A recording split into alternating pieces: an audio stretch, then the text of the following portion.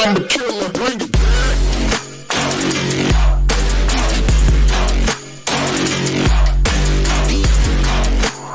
What up, fuckers? How you doing? You okay? We're all hanging in there, right? Welcome to another episode of Guys We Fcked. It's the anti-slut shaming podcast. I'm Corinne Fisher. I'm Krystyna Hutchinson. Welcome to the show. Woohoo! You're here. You're here. And depending on where you are in the country, there's places that you should come see us. Like where, Corinne? So we can go, maybe we can go in order. So if you're in Cleveland, Ohio, I will be there by myself August 26th and 27th at Hilarities. There's going to be 4 shows. Wendy Steiner's going to be with me. Really fun time. Make sure to buy tickets.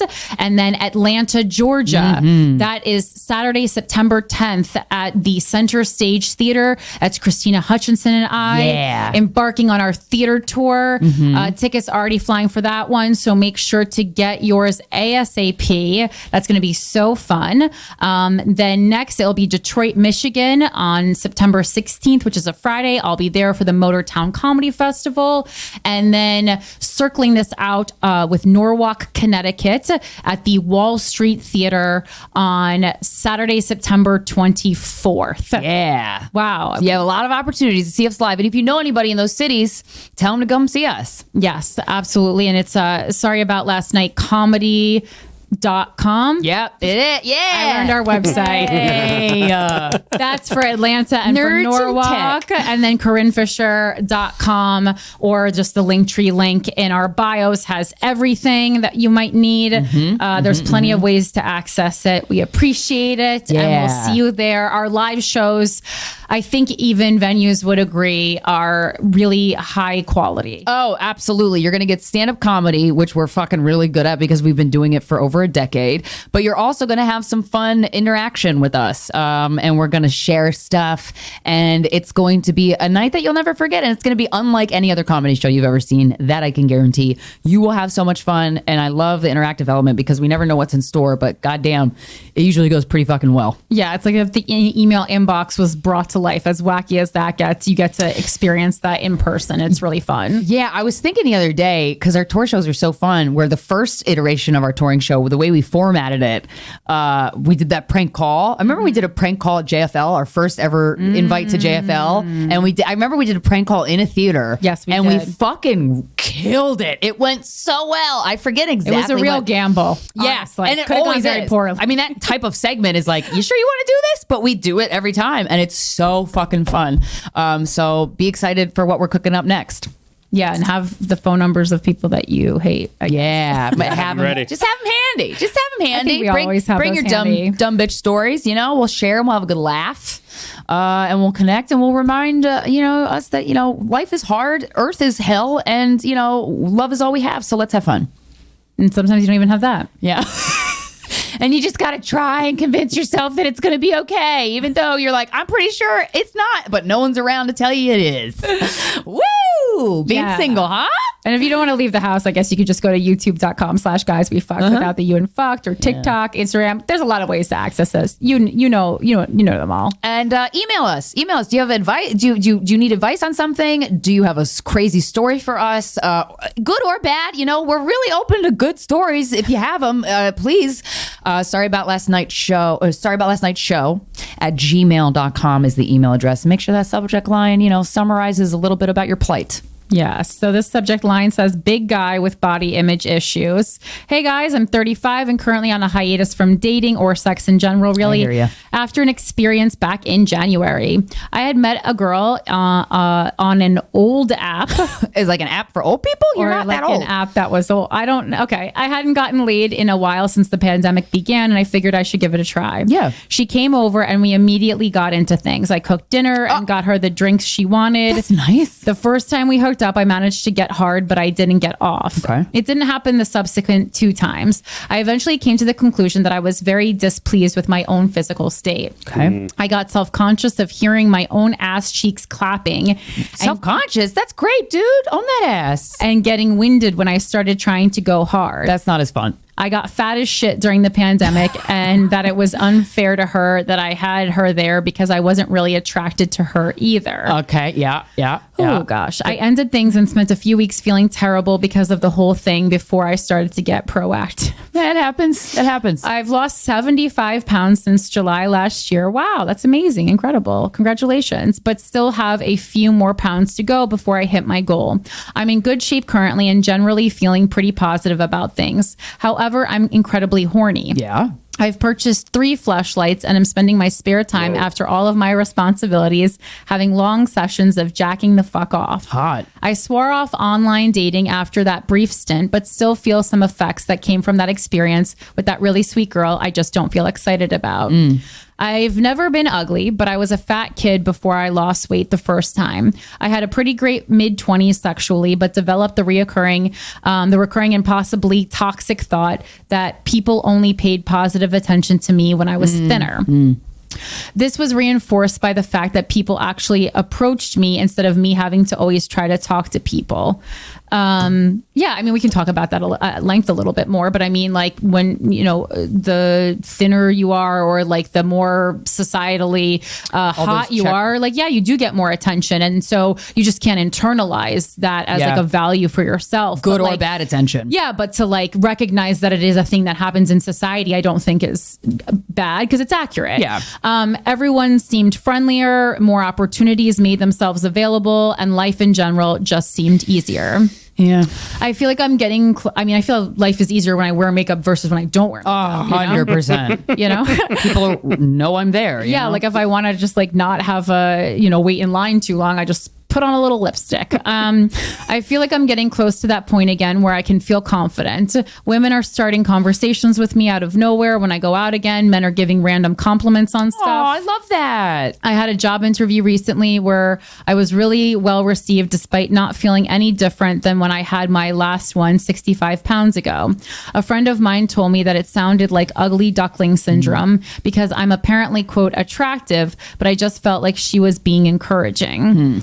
I feel at most average, which is a huge step up. Okay. I know my good qualities, so it doesn't feel like a stretch to say that being fat was my only thing. I have great friends. I mostly have my shit together. I'm an excellent cook from being a former sous chef. I'm determined with whatever I decide is worth the time. I'm at the very least a good lay with a well above average penis. Hell yeah. And a need to be a great host. And I'm apparently funny. With all of that being said, do I sound like I need to probably stay on my current track and hit my goal weight before dating again?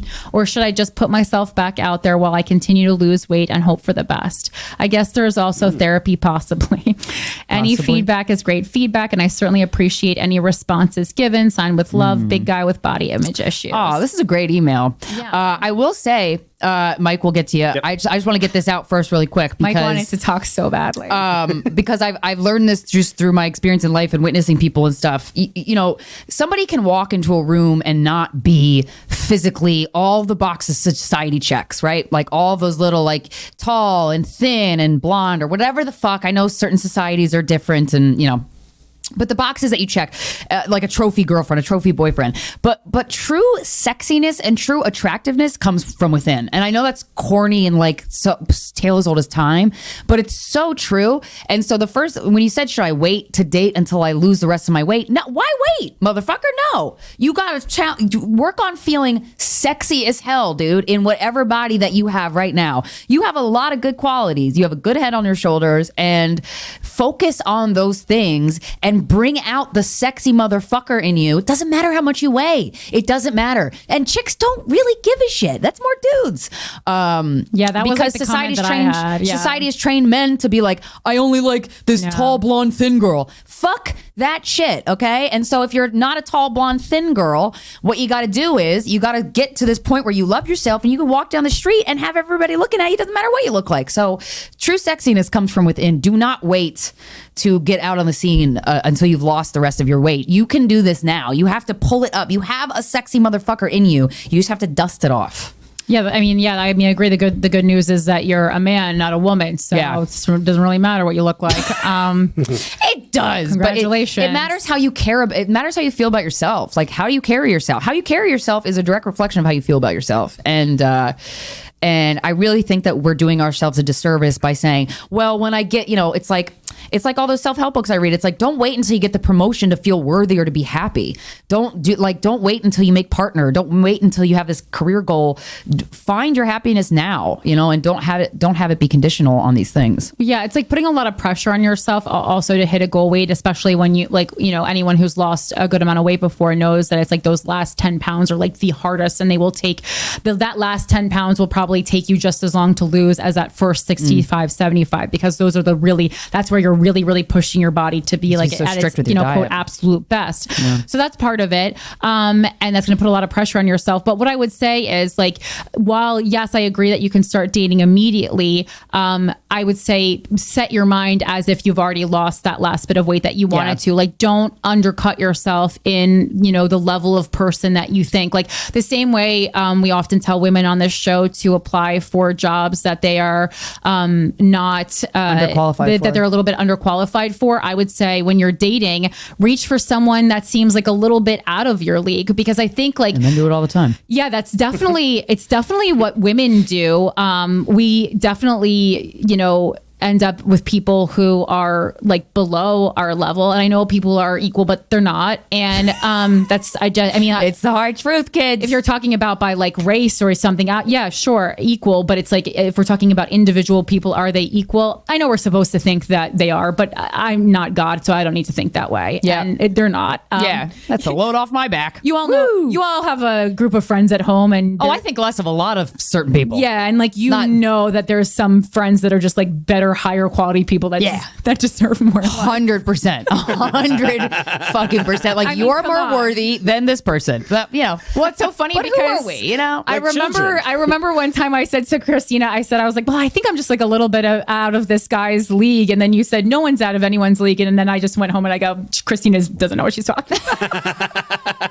I go, she'll learn one day. But yeah, no, I mean, I feel and so that was like my only advice to you. Like, don't go, because then you're going to do two things. Number one, you're going to, I think that's exactly what if it doesn't go well after you've lost that weight, you're going to be pissed. And it's like, no, don't do that to yourself. Well, yeah, you're number one, you don't want to start dating someone that if you lost 10 pounds, you would be disappointed and think that I could have gotten someone better. And then because I think that's what happened with this girl. Is there someone hotter around? Yeah, I think that's what happened with this woman that he took home. I think that you were feeling inadequate. And so you kind of just took as men do, whoever was in the vicinity. And then you got home and you weren't aroused because you weren't interested, and you also didn't feel good about yourself. And when we don't feel good about ourselves, we end up choosing partners that we aren't excited about, because the person that we really want, we don't think that we deserve. Yeah, don't rope someone into your own self-esteem issues. I mean, that's like most straight relationships. But be careful. You had something. Yeah. Well, so in my case, I actually relate to this a lot, because coming out of Were you fat? Say that again. Were you overweight? Well, yeah. So he was a little beefy. Yeah. Yeah. I had coming out of the relationship, and then also fat. Yeah, I think I gained like 30 or 35 pounds during the early months of 2020, because I broke my foot too. So I couldn't exercise. I had a bunch of things that were going on that were kind of so when I became single for the first time, I was kind of in this position not too. Ready to mingle right now. Well, right, I wasn't sure, because I had, there were some people that were kind of like hitting me up on DMs, like you're kind of like trying to wade into the waters a little bit again. Yeah. Like a couple things on dating apps, but you couldn't actually meet up with anybody anyway because it was the pandemic. Yeah. So thank God. It was a good time to break your foot. Right. Yeah.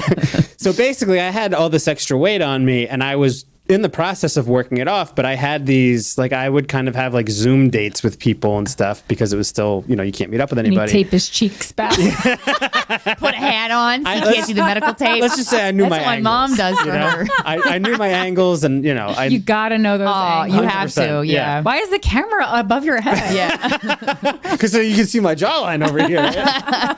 But what happened was I lost that weight by probably the middle of the summer, summer. And all of these things, the fact that I didn't stop myself from at least trying to get out there a little bit, the best I could during the beginning of the pandemic, it motivated me to keep going and losing that extra. So I knew I wasn't going to get, I was also coming off a breakup, so I wasn't going to get serious with anybody. But it motivated me to get into the type of shape that I wanted to be in, to really start kind of living as a single guy again. Yeah. To a place. Want a good product on the market. Yeah, right. And it's not even, like you guys had both kind of said it, it's less about how you physically look. It's a little bit about how you physically look. A little bit, yeah. I mean, your first impressions and stuff are and visual creatures. You need to feel comfortable getting naked. I think that's like a big thing. Like when you feel fat when you're naked, like that's the worst. Yeah. You also need to, for me personally, I also need to feel good in clothes. Yeah. Like to feel good, to get dressed and go like, damn, all right, I look good tonight. I'm going on a date. And King. Yeah. And eventually I just got to that point. Like by the time, like Corinne had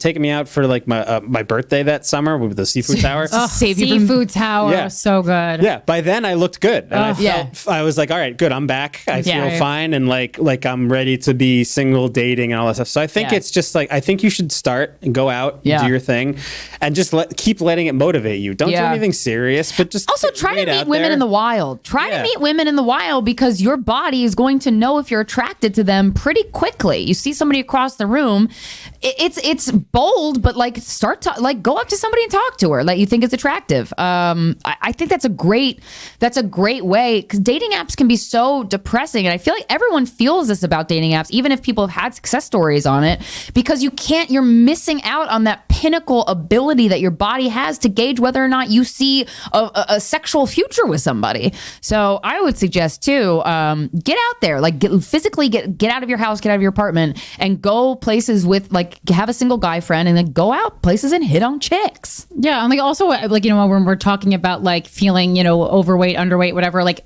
that's like everyone. Like that's the problem with this, like, so with body positivity, it's like only you know what your weight is. Right. Only you know what feels good to you. Good point. For some people, that is what other people consider overweight. For some, obviously, like, if you have a conversation privately between you and your doctor, that's a whole different medical issue. But like for me, my like comfortable feel good weight, probably is a couple pounds. What like people will call me fat on the internet. I go, okay, that's fine. Joke's but like on you, I feel great. Like I know this is like as thin as I'm going to comfortably get, and I also don't need to be any thinner for me to feel good and comfortable in my clothes, in my body, all these kinds of things. But the same is, for overweight. People, sometimes like a really, quote thin person will be like, oh, I feel fat, and like it's hard to, in our mind, like kind of like digest that, because you're just like, oh, that's like kind of so annoying, or like it feels unhealthy, but like get that out of your mind. It's like that person doesn't feel good. Like that person knows what they should feel like, and they're not feeling it right now. Yeah, because even if you look great and if you don't feel good, then what matters is that you don't feel good. So that's what you want to focus on. Also, too, I being a straight woman, you get to witness straight men be very comfortable with themselves. And have you ever hooked up with a guy that like was just so comfortable with his body that you're like, really? You're okay with you're okay with all that? I gotta and then you're like, oh shit, I'm internalizing what gets done to women, and I'm like, I gotta stop. Because if a guy has any physical quality, I've never been repulsed by a guy, but if a guy has a physical quality that I'm like, yeah. But if he genuinely, and I get to witness him genuinely love being in his own skin and not give a shit, then I don't give a shit. So I wonder if that'll work with being a woman. I don't know, but I think it does. Like I never really thought about anything like getting naked. I mean, honestly, until doing this show, and when I had to fucking internalize all your guys' insecurities. And I'm so honest about that. I mean, like this show has been detrimental to my mental health, because I'm thinking of things that I never even once fucking crossed my mind. So the least you could do is watch our fucking special. That just absolute like lunacy that I'm ingesting. And so it's or even just being a person on the internet that people are like pointing out things. It's just like It's like who has the time to point out? A lot of people do. All of these things. A lot of people don't have friends. Other people. Yeah. And I actually have never had sex with someone where they were too comfortable with their body. But it changed my, well, first of all, it made me go, oh wow, Krystyna, you're doing the thing that gets done, like you don't want done to you. But also it made me go, well, if they can accept it, I can accept it. Yeah. I mean, the only person I can think of is someone who like, in his public life is a bit judgmental of other people. But then he like roasted himself when he got naked, deservedly so. And and if you'll never know what it is, but you would fucking agree with me. Yeah. I think I know. And I was like, oh, it made me it was charming. You know, right. Because I was like, oh, this is someone that I would expect to like, not expect, but like I wouldn't be surprised if they like went back and like talked to their guy friends about like my body, and I'd be like, yeah, try it. Yeah. Try it. See how that goes for you. Yeah. Mike, have you ever been with a woman that wasn't like a 10 on paper? Not 10. 10 is being extreme, but like, you know, I don't know, like that had like a thing, but they accepted it. That you're like, oh, I don't care. Like, because I feel like human beings are such visual creatures, and especially with women, we're kind of like unknowingly trained to pick apart a woman's physical appearance. Like, even if we are a woman ourselves and we've had that ourselves, and we like, it's hard not to internalize it. But like as a guy, like a lot, like I'm reading Brene Brown's book Daring Greatly, and she's a researcher and she does all this research. One of the things she talked about that I thought was so interesting was the women in this, there was a co-ed research group she was doing, and she was like, you know, what are pressures that men and women have to face? And these women were like, I don't look perfect, blah blah, I have to suck my tummy in with sex. And a guy stood up and was like, we don't give a fuck about that. You give a fuck about that. And I was like, that's interesting. I mean, I've been with some women that are you know, a little more like full figured, I guess, and seem to have not like. I'm just trying to say that as respectfully as Next possible, up on Mike's like, digs himself a grave. I know. You tiptoeing around it was so funny to me. But yeah, I mean, and I think that many of them did not particularly have, or didn't seem to have, any kind of. They were comfortable in their body. Yeah, I think for the most part. Was that sexy? Yeah, I mean, I think that it was, you know, obviously these were not women that, I mean, listen, there's been nights where I've hooked up with people that I was like on the fence about, whatever, and didn't. But on the fence, like I think people are, that happens to women every day. Well, there's a lot of They're always on the fence. There's a lot of conversations about like, you know, looks, and like I think like it's always like we lump weight in with like looks, but they're different things. Yeah. Well, it's also like there's at a certain point I think as I've gotten a little bit older, I'm starting to understand what my body just naturally is like. Yeah. Like, I think I naturally tend to be like a little thicker just in general. I thought you were going to say I'm naturally just attracted to like hotter people. No, but it's just like when you have any kind of connection with somebody, which is obviously the best way to start a sexual relationship. Looks go out the window really at that point, because you're like, I don't get Well, it's also in guys' cases, like a lot of times, like if you like chicks with big tits, like they might be a little thicker, right? Like, and I know more guys that are into like thicker women because they have kind of like fuller bodies, or like a body part. Like, yeah, that's a big thing for guys. Like if there's like a guy who likes big tits, he basically is always with someone with big tits. Yeah, but at the same time, it's like if you like a girl with a big ass, like a lot of times she's gonna also have like she could have a thicker body, and like thicker curves. So interesting. It's like a lot of guys who are like not like normal guys that just like work fucking at UPS or like whatever, like like a regular job. Yeah. Well, those are the kind of guys that would be like, I don't like fat chicks, but then their wife is fat. That's who that is, actually. Oh, wait, what? Really? I don't think so. I think so, 100%. I think it's a lot of like for example, a lot of like my close friends who, you know, like I'll just name drop our friend Julian, who works for the MTA. You know, since I've known Julian's always dated thicker women. Yeah, like and he prefers that. That's his preference. Yeah, that's his type. And he's like a normal guy in every sense of the word. But he's thick. Yeah, but he's like his. I think a lot of guys understand that, like, if you want, like, I have gone for a lot of like clavicle women. That's always the joke around here. Women that show a lot of clavicle, and that is often the type that I go for. But a lot of the men around me think that I'm like weird.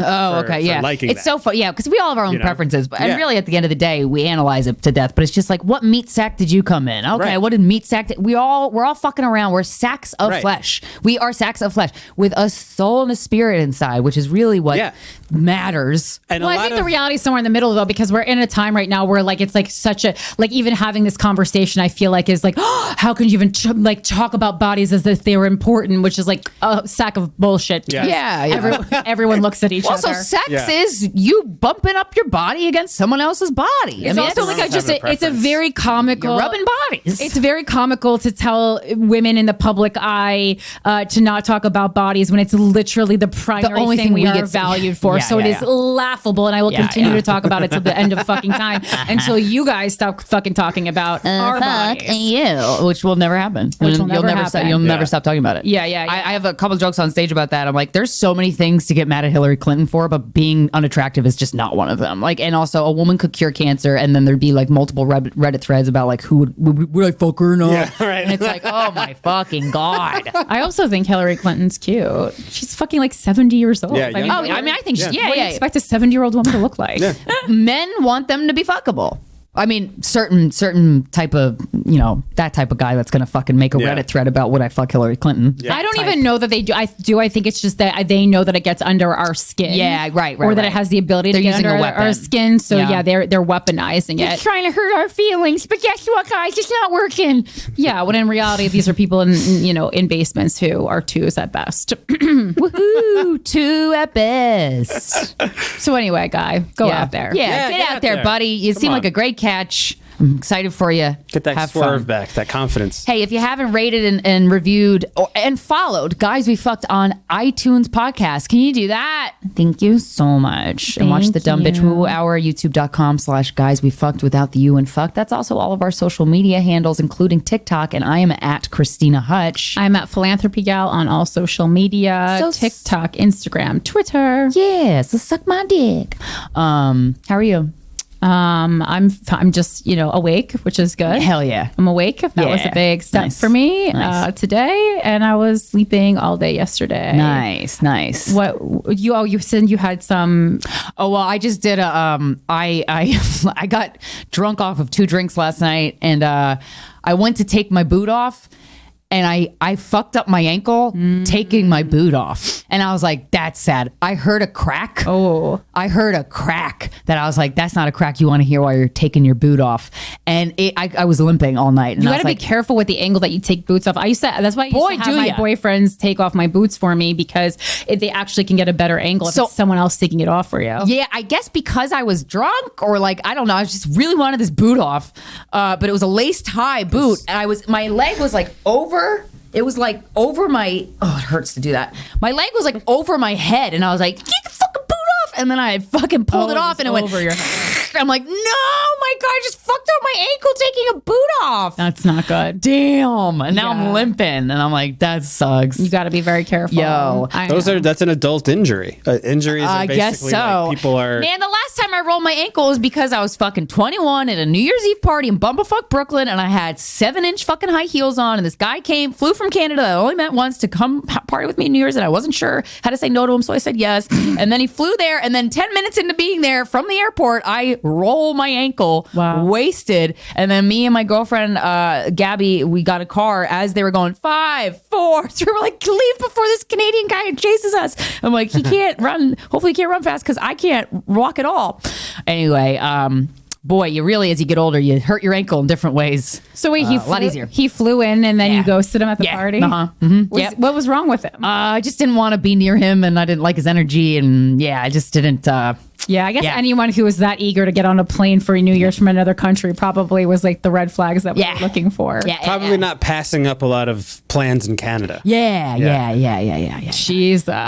So that's. Oh my God. Okay, so I'm gonna. I just have to. I know it's not under the umbrella of dating relationships. I guess it kind of is. I don't know. You could make it under that. Whatever. I saw renowned New York Times bestselling author Laura Lynn Jackson. I think I've talked about her stuff on here before. Yeah, Signs. Yeah, Signs in the Light Between Us. I found her through this Netflix docuseries called Surviving Death, which I highly recommend you watch. It really helped. It just, I'm not afraid of death in this really beautiful way, not in a reckless way, but like in a way that like makes my life better. Anyway, Corinne and I've taken Corinne to other psychic medium readings, and boy, they're not legit, and you look out for stuff. Like, I want everything to be true. Like, I want the far out zaniest theories to be true. Like, I'm open to believing that anything is possible. But at the same time, like, you say so much generic shit in a theater in Times Square to a bunch of people that are crying, and I'm like, yeah, this is bullshit. I mean, I had the time of my life roasting them. Yeah. Well, when Tara Reid's in the audience, you're like, I don't know if your clientele is the kind of... That was we knew that was like a joke. That was like, is this Nathan for you? Like, are we on Nathan for you? I knew he was fake when Tara Reid was in the audience. Yeah. I go, Corinne, I think Tara Reid's here. And she's like, no way. And then she got here. I'm like, that's Tara Reid. And then Tara Reid like left because she got mad at someone's phone kept ringing. And we're all in this theater of grieving people who just lost somebody that they care deeply about. And it was a shit show. And it was, okay. Anyway. Yeah, almost like you could take advantage of a theater full of people like that. Crazy, huh? Right? You know who you are. Yeah. I saw Laura Lynn Jackson. It was the 90 people was the audience size, so it was very intimate. And she ended up. It was supposed to be from 7 to 9. She did it. She went until like 9:30. I recorded. I'm putting it on my Patreon. I recorded the whole audio. Recorded the whole.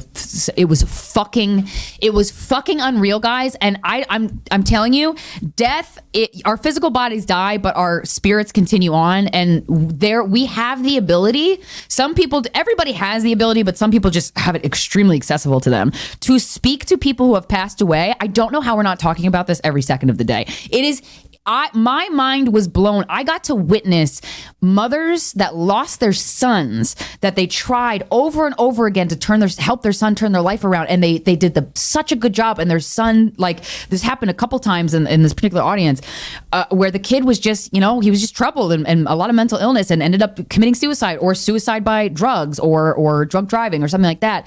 And you watched these grieving mothers heal by Laura, like, channeling their son who had passed away and saying such specific fucking shit. And she said it before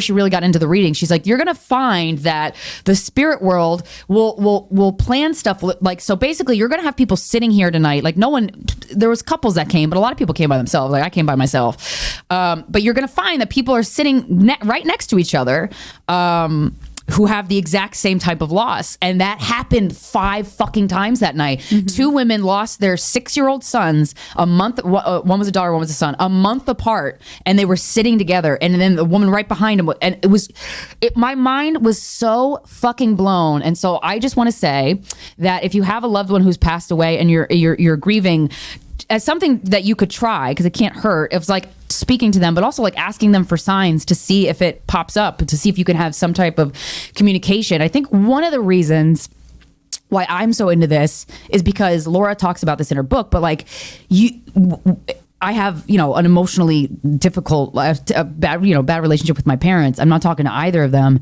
And I'm like, I think I can have a good relationship with them, with my mom in particular, like possibly after she passes. Maybe we could actually, like, you kind of shed your ego and you shed the games and you shed your manipulation and you shed all this stuff. And one thing I heard, that just blew me out of the water the most through that night was these people, when they pass away, they shed all of their ego bullshit, and they're actually able to apologize. And then you watch these people just heal in front of you that have been grieving, saying, I could have done something, or if it was a suicide, I could have saved him, or no, you couldn't have, and it's okay, and you did a really good job. And it was just, I'll never forget that night for as long as I live.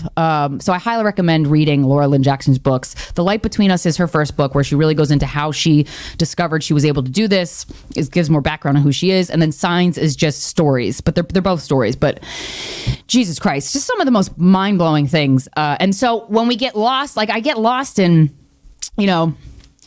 I want a boy, like I really want a partner, or I want I want to fuck somebody, or I want to, but then I get into this stuff and I'm like, damn, this, I don't know. It just it puts things into perspective for me in a very valuable way of like, what is important in life? It's nothing. No, I mean that in in a very like we do grasp onto these things that don't have meaning. No, well, but to me though, I think what's important is like, is our friend. For me, it's friendships, but like, just, love, like where you can find it in your life, but like platonic love through your friends and through people who support you and know you and understand you. So I don't know. Yes, my mind was blown. That was actually the best thing about my dad's death is like, not all the stuff that everyone else is worried about, stressed out about, literally meant nothing to me. Yeah. I mean, so it's been long enough now that like my, human realm worries have come back because I'm still a human. I'm still here. So like, yes, the worries are back and they're worse than ever before. Don't worry. But like, back and better than ever. Yeah. But I mean, like that was like I think that's actually why the first couple months after my dad's death were actually, I don't want to say pleasant, but they weren't as bad as I thought they would be. They got worse a lot later because just anything that happened on a day to day in comparison to what I had just gone through truly meant nothing. Right. Nothing. Right. Death is so like humbling or like grounding, or there's something about it that's like, I don't know. I'm fascinated with it. Well, the only thing I'll say, because it's interesting to see you kind of do this, because I was like, I often like, I kind of understand why you're so into it because you have explained it to me. But like, it's funny that you're so into it because I am like the death girl. Like I have so much death, and you actually have not really experienced. I mean, your biological father, but like, but I didn't know him. But you didn't know him, so no one has died. It's all grandparents, so it was like we all knew. It was sad, but like it was no traumatic deaths. I've never had a traumatic death in my life. Right. And so for me, it's just like, it's been, past 5 years, just like truly traumatic constant death of like beloved people in my life. And so, and I think the only thing I would say, like, based on like all these, cause I'm into the stuff that you're into, I'm just like, I'm a little more hesitant about it, I would say. Yeah. And so like, I'm very wary of sending people to like psychics or mediums because I do think there is damage that can be done. And like, it's cool. I'm interested in seeing Laura, I went in with a comedian's attitude to that first guy who we're not going to sell his name, but that guy sucks. That's the right attitude to go into. Yeah. And so, and it was like, it was like, it bothered me because obviously it's a room full of grieving people. Yeah. And like, you're at your most vulnerable. Yep. And to like put on a fucking like sequin suit and then pretend that you have a gift that you obviously don't, unless your gift is marrying a straight woman while you're being outwardly gay. Chad, is that okay to say? Unless that's allegedly, unless that's your gift, and you are gifted at that. That's a gift. That's a gift. But if the gift you're trying to sell is talking to the dead, I mean, it was just to see someone who was a true like charlatan, Yeah. I mean, it was mind blowing. Yeah. And I just kept checking on everyone else to be like, they were crying into it. If like, there was a lot of people who seemed disengaged though, which actually gave me hope for humanity because it bothered me. Like if people could be that easily fooled, it actually made me feel unsafe in society. Right. Because I'm less, we will all be fooled in our lifetimes by people trying to make money or get fame, and that's fine. That's just part of life, but it is our ability to not fall into that trap, especially when we are at our most vulnerable, that I think is like part of where our strength comes from. So I was like kind of like checking in on everybody. Yeah. Like, and there was also, I wanted to believe it so bad. Yeah. And then when you got there and then you told me about the article, I was like, I want to I don't want to not hear it. Oh my God. Like I want to be aware and educate myself. But like, once I saw it, I couldn't unsee it. And I'm like, oh, I fucking hate this guy actually. Well, I know. And I didn't want to come in and like ruin the experience for you, but I also wanted to come in with the knowledge, having never been to a medium before, I wanted to come in with the knowledge of the kind of tactics that they use. Right. So that I would be able to like follow the patterns a little bit better. Yeah. And I mean, it was just like it was also like, as a professional performer, I was like, I think I could do that. Yeah. Well, that's the thing about Laura Lynn Jackson. There was no performance to her. There was no performance. And I mean, if you are into this stuff or if you want to get into this stuff, like just take everything with a grain of salt, especially this. But Laura, like she would go up to these people and go, okay. And very grounded, very kind, very sweet, very, going up to a woman who lost her 6-year-old son. I mean, what the fuck? What the fuck? You know what I mean? And she said you have your son. Like the specifics were insane.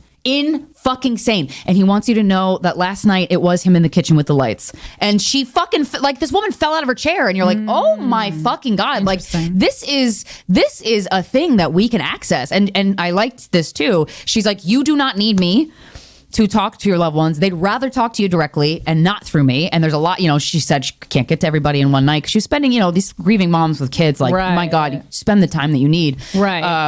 And man, there was so many, oh my God, there was so many men in the audience that were like, just so sweet. Everyone there was just amazing. But this one guy who lost his brother, who was just this shy kid who you could tell like just guarding himself because his brother was like his best friend and he lost him. And she fucking said shit to this man that changed the rest of his life. Mm-hmm. She said like, he was able to cross over and lovingly exit because you loved him so much. He felt safe. And I'm like, oh my Jesus fucking Christ. Like it's really powerful stuff. And it makes you reassess and reevaluate what the fuck you care about. Like that's why like like getting into the mediumship stuff and finding people and witnessing their gift. It like makes me want to read a book more than it makes me want to turn on CNN because you realize the fucking circus that is Earth. And, there are ways though that you can keep yourself grounded, but boy, you really got to fight for it. You got to fight to be sane in this fucking world. Yeah. Well, and I also think like, we worry so much about death, when in reality it's kind of flipped. Like, yeah, you'll hear people who are very into this stuff talk about that where like the hell is now and the relief is hell later. Yeah. And I think that's like kind of definitely been proven. Yeah. And whether you're religious or not, like you don't need to believe in like heaven, but like the heaven that is talked about, in Christianity, there is like some kind of a peace, no matter how you see that. Yeah. And so I think that's like, I never worry about the people who have died. And in reality, like you have to really worry more about the people who are left here on earth because those are the people who can't kind of come to terms with the death. And then additionally, what I'll say is about like, I think similar to tarot, how like when you talk about all this woo-woo stuff, like it seems so large. And so you pull, a card, like, you're feeling like the tower, like you think, you're going to get into a debilitating car accident. Right. And you're not going to be able, when in reality, it's probably it could be that, but probably not going to be that. In reality, it's like a slight shift in like the dynamic of your home life, but it causes you a lot of turmoil for that point. And I think the same is true with signs and death. So while I agree that I think Lori Lynn Jackson, what she's saying, like you don't need her to talk to dead people in your life. Like, yes, I agree with that. I've talked to several dead people, but like, I think the problem was like doing all this research ahead of time. I thought the conversations would be a lot more like dynamic and fulfilling, like that I could actually have like a true back and forth the way we know it to be on Earth. Right. When in reality, it's going to be a lot slighter. Right. It's going to be smaller. So it's like when you ask for a sign, will you receive it? When I ask for a sign, do I receive it? Yes. Number one, you have to know how to interpret it, which I think you kind of just innately know if you know the person. Yeah. They'll talk. You'll find kind of a language that you begin to speak, or you'll speak in through objects or animals. Or whatever, you'll figure it out when it comes to you. Because like I was worried, like, how will I know? I knew immediately. That wasn't a problem. Yeah.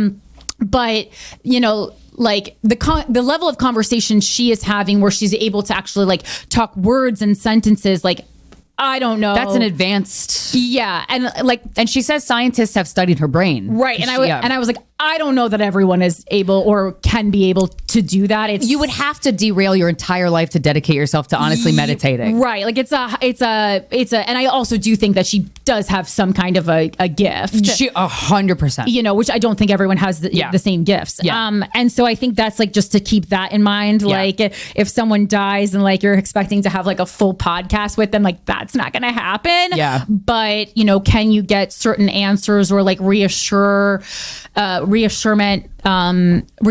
was like, that's not the word. Reassurance that they're okay, or like that that you are at peace with each other. I think that is certainly like within the realm of things to expect. Yeah, I just like to set those standards though, because like you know, I always get like disappointed and things are like not as fantastical or interesting or cool as I think they're going to be. Yeah. And so I have to really manage your expectations. Manage my expectations with woo woo. Yeah. Because again, like it happens with tarot, with astrology, with any of these things. They're like, it's so slight, but in the reading, it feels so big. Yeah. But like, you know, huge things aren't happening every month of your life when you think about it. Yeah.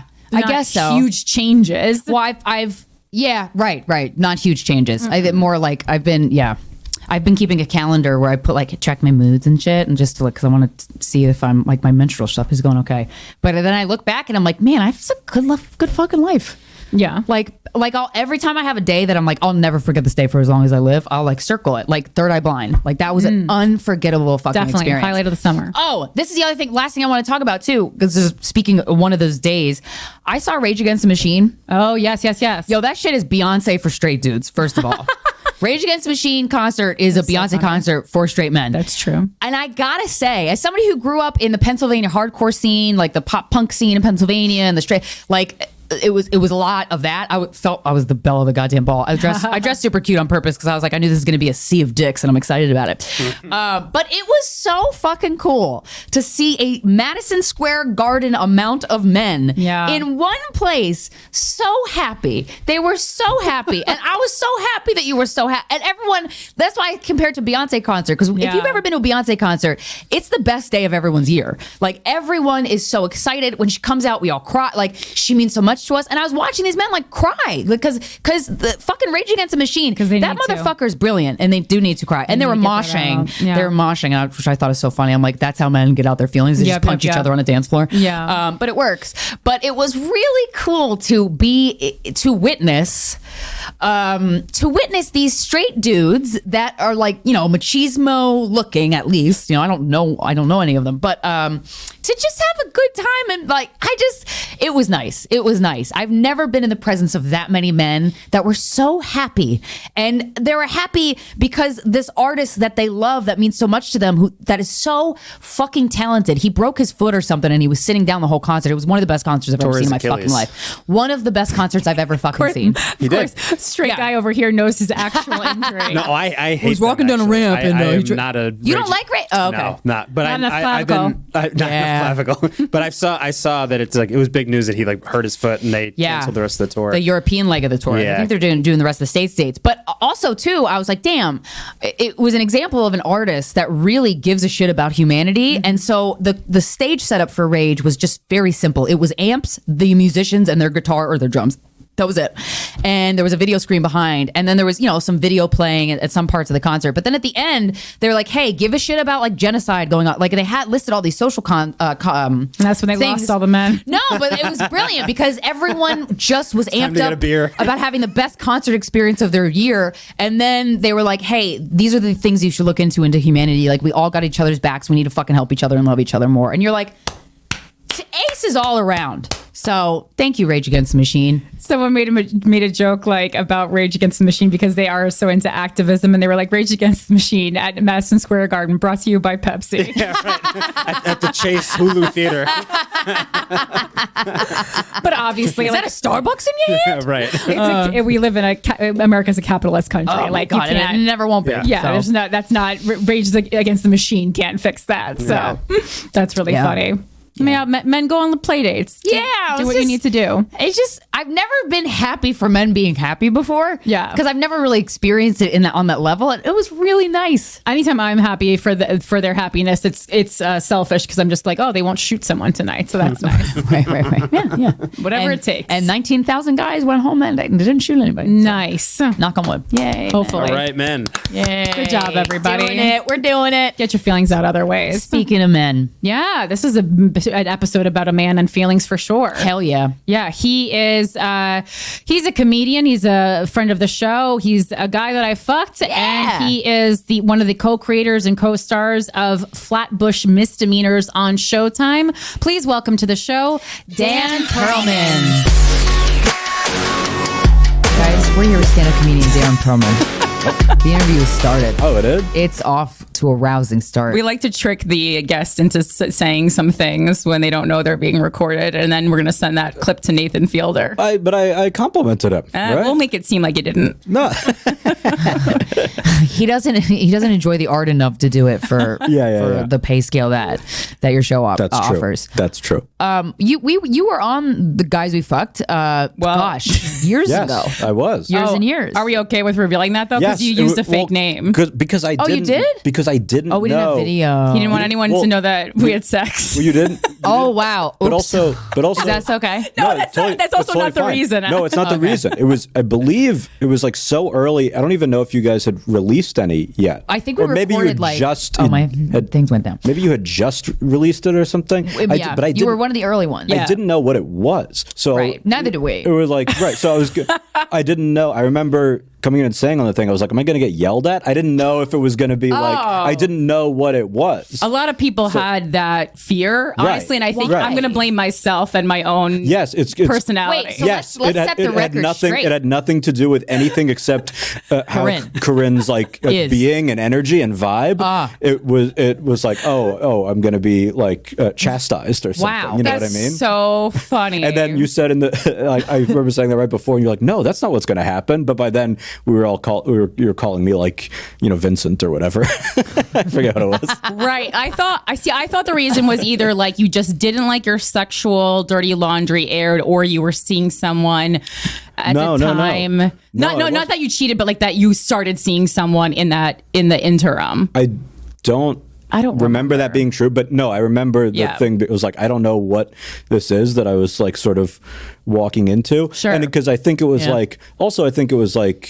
if I remember right, you guys needed guests at the time. So if memory serves, it was we had sex, and then 2 days later you were great, so come in and do the podcast. You know what I mean? Okay. First of all, I would like to clarify that's great. I have never. Which everybody books in their own way. That's not. I say no. I say that with no judgment. You know what I mean? Okay. But I was to book guests. I've never had sex with someone because we ran out of guests, and also you were so a friend. You were so early. I'm kidding. I'm kidding. You were so early in the process that I would have only had sex with 5 people for me to have needed to outsource and start fucking for the show.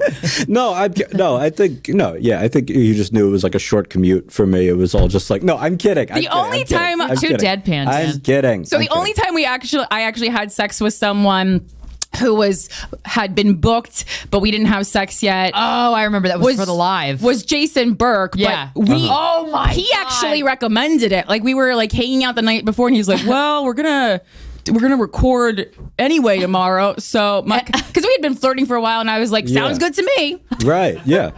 But he does Handsome devil. Yeah, she texted me at 3 a.m. well, I fucked our guest, so ittle be really apropos for the recording. Yeah, I got good luck Chuck pussy, because then I would like to take credit for all those little Caesars commercials he booked, and I'm going to take credit for Flatbush Misdemeanors. But he does that with every podcast he's on, though. He did that. He did that with Terry Gross. That's fucking rude. You know that? Isn't that crazy? Terry deserves some D. Yeah. It's so funny. But yeah, anytime someone I had sex with goes on to achieve great things, really makes me so proud. Yes, I feel some version of that too. Yeah. When I saw that you have a show, I was like, you know what? Good for Dan. I just knew that kid had something special. Right. You retroactively give yourself credit. Yeah. And being like, that was my keen eye. Yes. Well, she does have a good eye. Listen, yes. You have good she's a manager. Notable alumni, you're saying. I cast Amy Schumer in my a college film that I did. So Right. Not taking good eye. I didn't discover her, but yes. I just knew. I said, this kid has talent. That's my new catchphrase. Yeah. As I get arrested. Talent. 85 Miss years Amy old. Schumer. Yeah. Well, speaking of kids, do you have any? That's not a good. No, I was gonna say. Speaking of kids, yours. This is the Dan's the youngest person I've ever had sex with. It now matches Dylan. But wait, how old are you? You were he was 23 when we had. Oh, I was like, you're 24 now? Yeah, I'm 24. How old are you now? You're significantly younger than me. 32. Okay, so at the time, so 4 years. So I was 27 and you were 23. I'm guessing. Sounds right. Oh, I see what you're saying. Yeah. Not younger than you, but like age wise. No. Like at overall. The time, and for many years, held the record. And now only tied for the record of youngest person I've ever slept, which is 23. Wow. What was the memory of? Did you feel my youth? Oh, I thought you were going to say, did you feel my penis? No. It just was interesting because normally, people... I had started having sex when I was 18. Right. So the fact that it took me until 27 to have some sex with someone who was only 23. I mean, mathematically, usually you would have sex with someone like your own age. Oh, so you didn't I had a boyfriend for 5 years in college, through all of college and 1 year after who was like 8 years older than me. Oh, wow. Okay. So that's the person I first had sex with and continued to have sex with. Right. As I grew. Aww. Wow. Interesting. Yeah. Well, that's an honor. Yeah. That's very nice. I was thinking this morning, the only thing one of the things I remember is that after you left, I still had a roommate at the time, and we lived with the now deceased, rest in peace, Bull Pinkerton. So he died a long time ago. Yeah, it was like 5 years. I'm sorry. I actually don't even know if I think I mentioned it in passing once on the podcast because I was scared of the listener reaction. But yeah, no, Let's he just passed gloss away. over the dead dog. Let's not harp on this. No, he was my best friend for quite some time. Yeah, that was a great dog. I love that dog. I get warm Legendary. memories of that dog coming to greet me. But yeah, no, my roommate the next day she goes, damn, that guy said something rude to Pinkerton, and I was like, I think he was like joking. With the dog? I think he I think he was like trying to be funny for me, and like was like doing like shtick with the dog on the way out the door to the bathroom. That sounds way more like something I would do. No, I know, because listen, there's a lot of mean comics, and I've fucked a lot of mean comics, but I was like, out of all the terrible people I've fucked, you're not one of them. Well, that's very nice. Like truly. Yeah. No, that I'll be honest, I don't even remember there was a dog. But did you remember the fucking? Yes. Okay. Well, yes. That was my I mean, so long ago. But I don't remember people I fucked. That was the mouse apartment. I feel bad for Dan for even coming there. Was there a mouse fucking? I don't think so.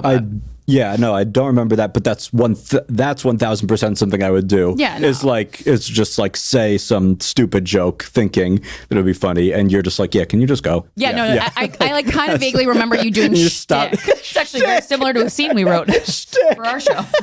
The old shtick with the dog, and I felt bad because like I didn't want to like defend, a man ahead of the dog to my roommate, but I just like knew Dan well enough because it wasn't like it's a I had known Dan like a good amount of time. I remember when I started doing like mics and stuff. I remember meeting you. Yeah, you're like one of the first people I met. How old were you when you started stand up? Like 21, 22. Okay. Yeah.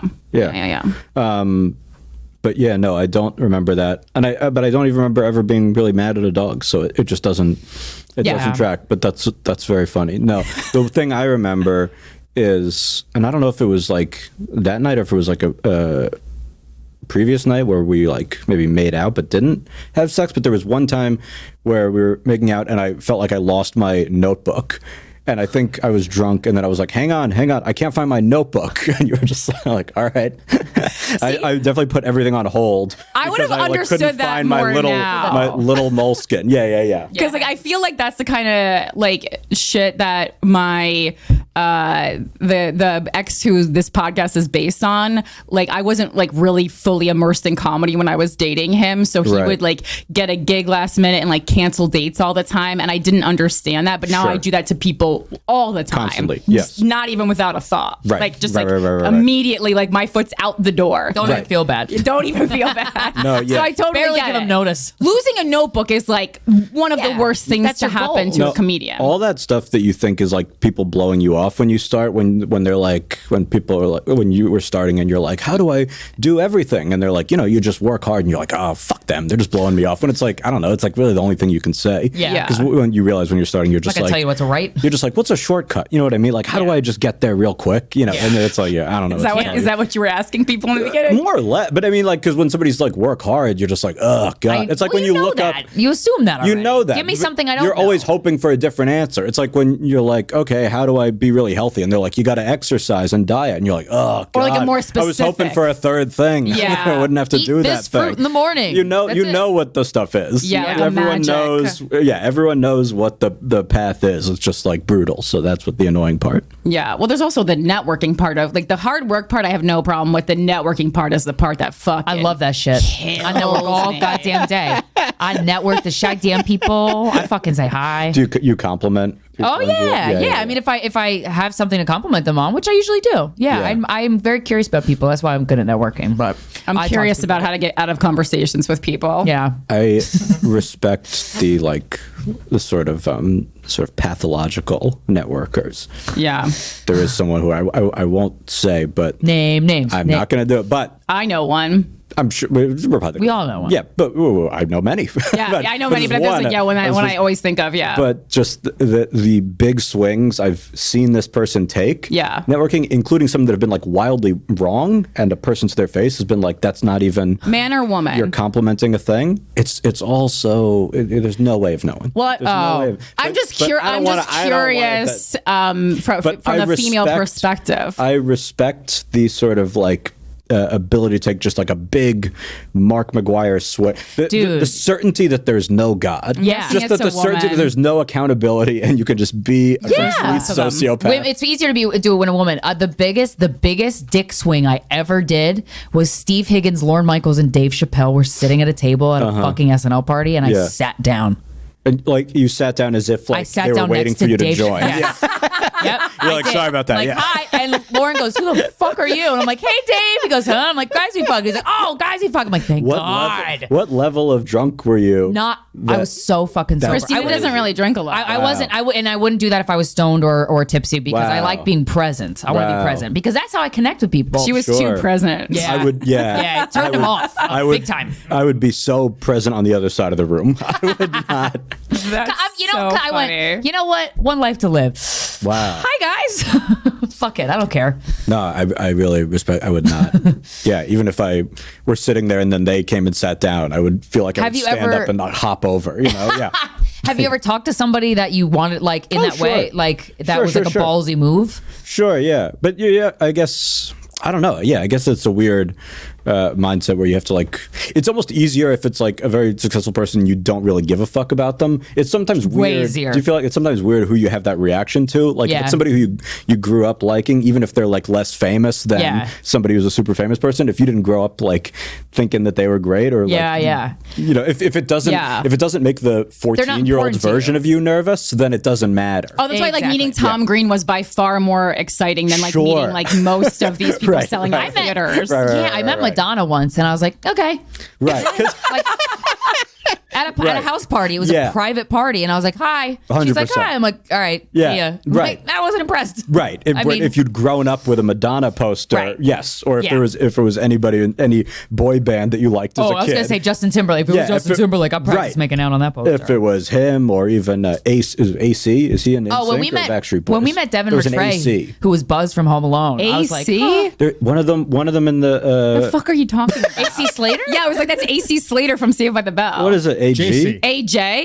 What, AJ. AJ from Backstreet Boys. Yeah, okay, that's what I'm thinking of. Currently the hottest Backstreet Boy. It used to be Kevin. AJ has since taken his place. I think all of America would agree. Yeah. Okay, yeah, I was close. It was just a letter away. You do a yearly ranking of the Backstreet Boys every Yeah. year and it changes. That's a fun power ranking to do. Yo, yeah. AJ got so fucking hot. Yo, really? He's got a good voice. Oh my God, yes. Did you like any girl band? Like, guys, who was your crushes growing up?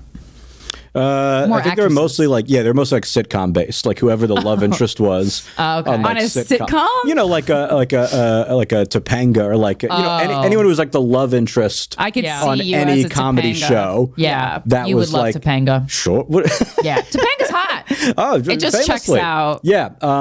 But yeah, it was more that than like I don't think I really listened to to any like girl. I mean, what were they? There was like Spice Girls. Yeah, There was- but like I like guess Britney Spice Girls Spears, didn't sure, have guy yeah, of course, fans. but- Like, Yeah. Yeah. I mean, they did. They were gay guys, but Right. you know, No, or yeah, like they didn't have like there was not Ginger's so hot. there was not the same crossover Right, for like- it was for it's like the boy bands. It was Yeah. Like some people girls had got to crushes enjoy on all them. that music, and then Yeah. It's really unfair. It's like one of the many advantages that women have. You could have listened to it if you were more in touch with yourself.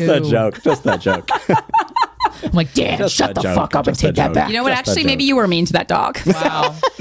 What a dick. Dan Perlman. I feel so Dan bad. Perlman, guys, mean to dogs. No, I'm going to go visit that dog's grave first. Well, I feel bad. Okay. Speaking of bumming us out, mental health. You talk about it on the show. Yes. What's your relationship to your own mental health? Like, is it good? Do you have mental health issues? Have you been diagnosed with stuff? Myriad. Yeah. What are we working with? Well, I don't know. I mean, I certainly have depression. I'm medicated for that, and I've had anxiety, and I've been treated for that. I've been on those anxiety meds. I've taken, I've realized I've been taking too much of them, but it's all prescribed, so you think it's okay. And that's something my character does in the show. He takes too much Xanax, and then has to stop or whatever, which is kind of a thing that I did, but not to the character's extent. But no, I mean, certainly depressed, and will probably always be medicated for that. Yeah. And I'm happy for anyone. I have a couple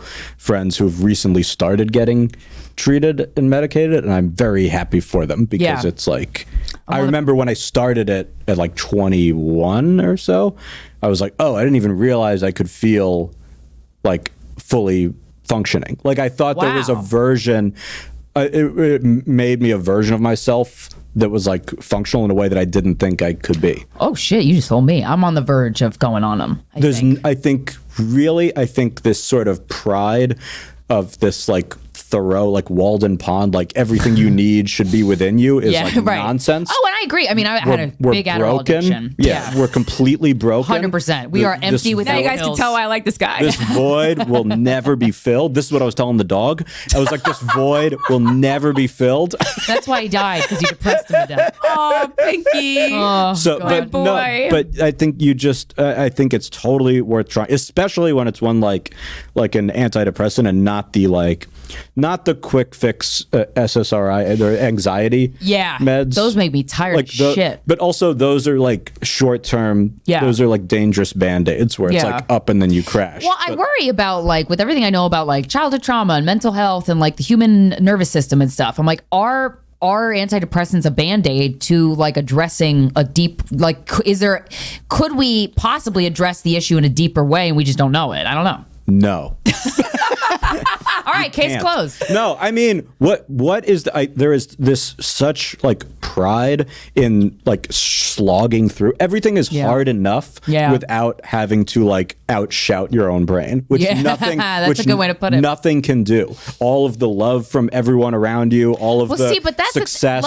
Love from people around me is worthless. No, what? That helps me. No, I'm saying. I feel like that's the temporary fix, though, because it always has to be. The love is helpful, but that's the thing. It's like that external validation that we all like crave, that everybody likes, but us more so. Yeah. In this thing.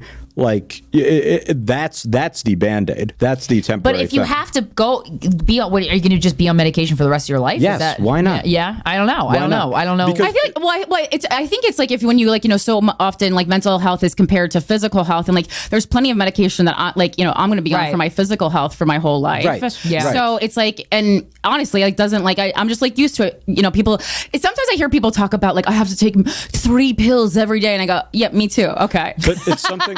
Are you not putting shit in your mouth every day anyway? Just add it. It's something where it's like, why not try it? Yeah. Because it's a thing where it's like, yeah, I mean, you try it, it takes a few weeks or whatever, and it's like you find it's different. Everybody's chemicals are different. You find the thing that works for you.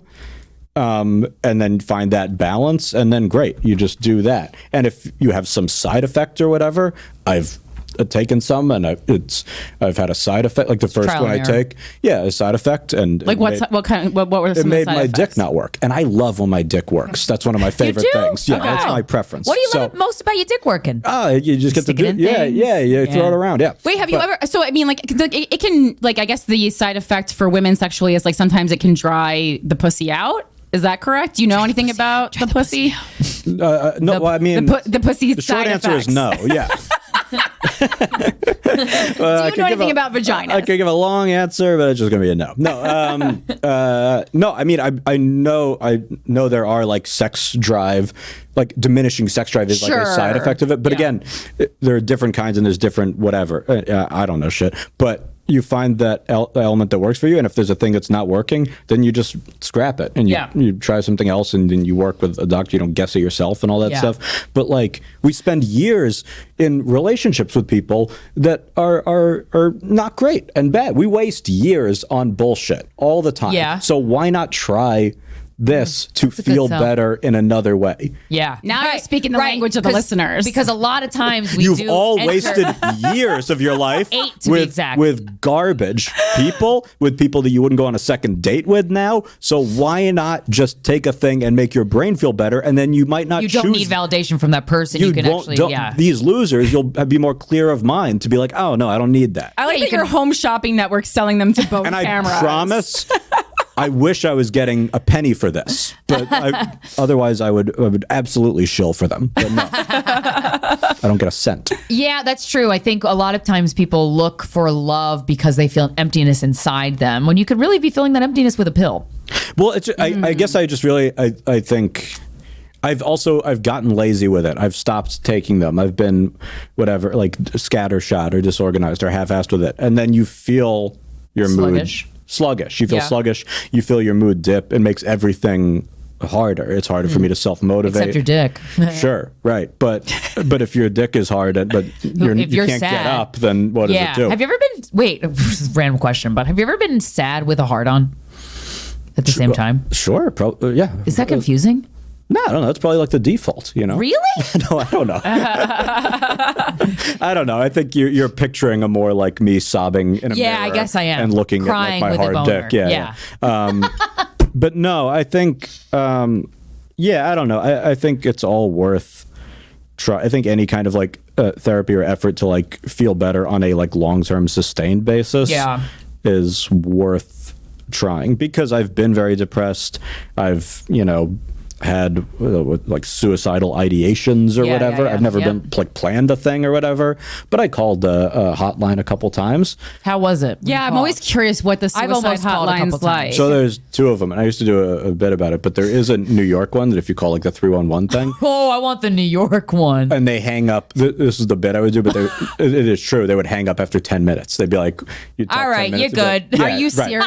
100%. Oh my God. Well, maybe they had so many people that they had to get to. Well, it's just a very New York, and I would do this bit where I'd be like, I'm actually getting on the train now, so I got to hang up, but keep your chin up. Keep your chin up and go Mets, Well, but speaking of that, we should also say, like 3 days ago, the National Suicide Hotline, if you dial 988, launched. So now you can just dial 988 and it's everywhere. I called that one in America. One time. The national one? The national one. Get like a national perspective, and Let's get a more zoned down perspective here and see if that helps. Fingers crossed. No, from Iowa picks up. It's actually a nice thing, because they just listen, and you can just kind of talk, and then you realize the stuff they're just kind of empathetic and whatever, and I talk to them for a little bit, and so they don't give you actually any like advice. They just kind of because I would think like, what's the legal nature of that? You have to be very careful when you're giving advice. I'm sure. I don't know the you can't rules make it or whatever. Not worse. everyone has a Chad. But no, it's almost. I mean, I think they're hyper trained, and they're very. In my one conversation with them that wasn't cut off for time was. It's so fucking funny. And that's a wrap on Dan's. But I hope you're good. But no, I think it was. I felt like, they're being very empathetic and very whatever, and so I had I had a good experience with that. But yeah, I would leave a strong Yelp. What'd you say to them? Do you remember?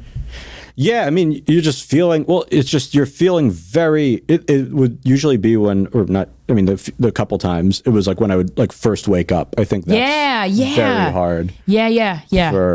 For people. It's like when you first wake up, because you're just hit with this like, oh God, a day. You know what I mean? Yeah, I think people say like, when the sun comes out, you're going to feel better. And nope, when you not at all. wake up and you see the sun, you're and like, you want to die. Christ. Yeah. Because you know how good you should feel. Yeah. And I think that's why. I also think, I just as someone who doesn't have clinical depression, but also doesn't wake up and go, oh, yay, another day. I think they're selling the morning too hard. What do you mean?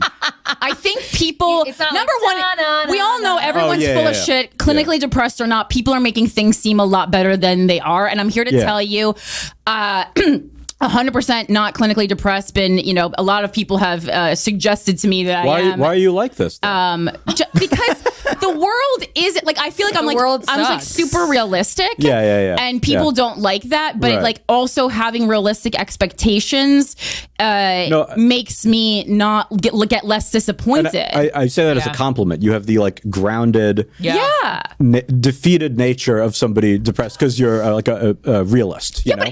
But I mean, doesn't that speak to something that I'm still as motivated as I am in life, even though thinking, nothing has meaning and everyone's awful? Yeah, I think it's impressive, really. I impressed myself. Carlin had a great quote I like where he's like, if you scratch any cynic, you find a disappointed idealist. Oh, yes. Like, that's a nice framing of it. Yes. But no, so yeah, I think, the mornings are very hard because you just have to motivate to get out. That's why, for me, it's like, I just come up with ways to trick myself in terms of like getting out the door and getting going. I make a to-do list of stuff I'm going to do the night before. It doesn't have to be big things, but just like a plan. Something to get out of bed is so important. Something to get out of bed. And also, I feel like that's why coffee is so popular. Beyond the addiction of caffeine, it's like an adult treat. Yeah. Exactly. Yeah. It's a treat that you get. And that's why I think like... It's important. I know, there's this whole thing, like if you don't buy coffee from Starbucks, you save all this money. But I think I say buy the coffee from Starbucks because I think going out and getting the coffee is like support a local cafe or something. Worth the money. Yes, I think getting out the door is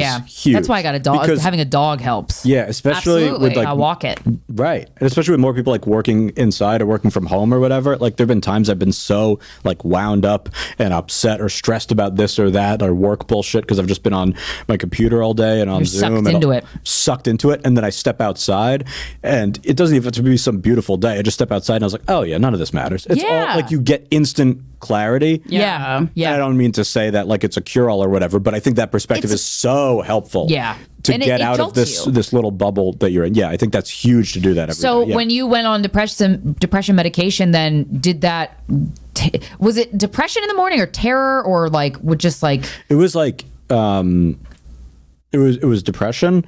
I remember the first time I called, I like woke up and the first thing I said, I mean, it was all dark, but whatever. I mean, that's what we're talking about. But like, I woke up and the first thing I said was like, kill yourself. And that scared me because I said that right away in the morning. Right. And that made me nervous. Say it before 10 a.m. You're like, it's not even, I hadn't even messed up that day. More you like know what a I mean? night thing. Yeah. Right. If you say it at night, you're like, let me go to bed. I hadn't even bombed at a show or something. You know what I mean? Mike in the booth really feeling this conversation. But like, so Suicide gang. Right. gang.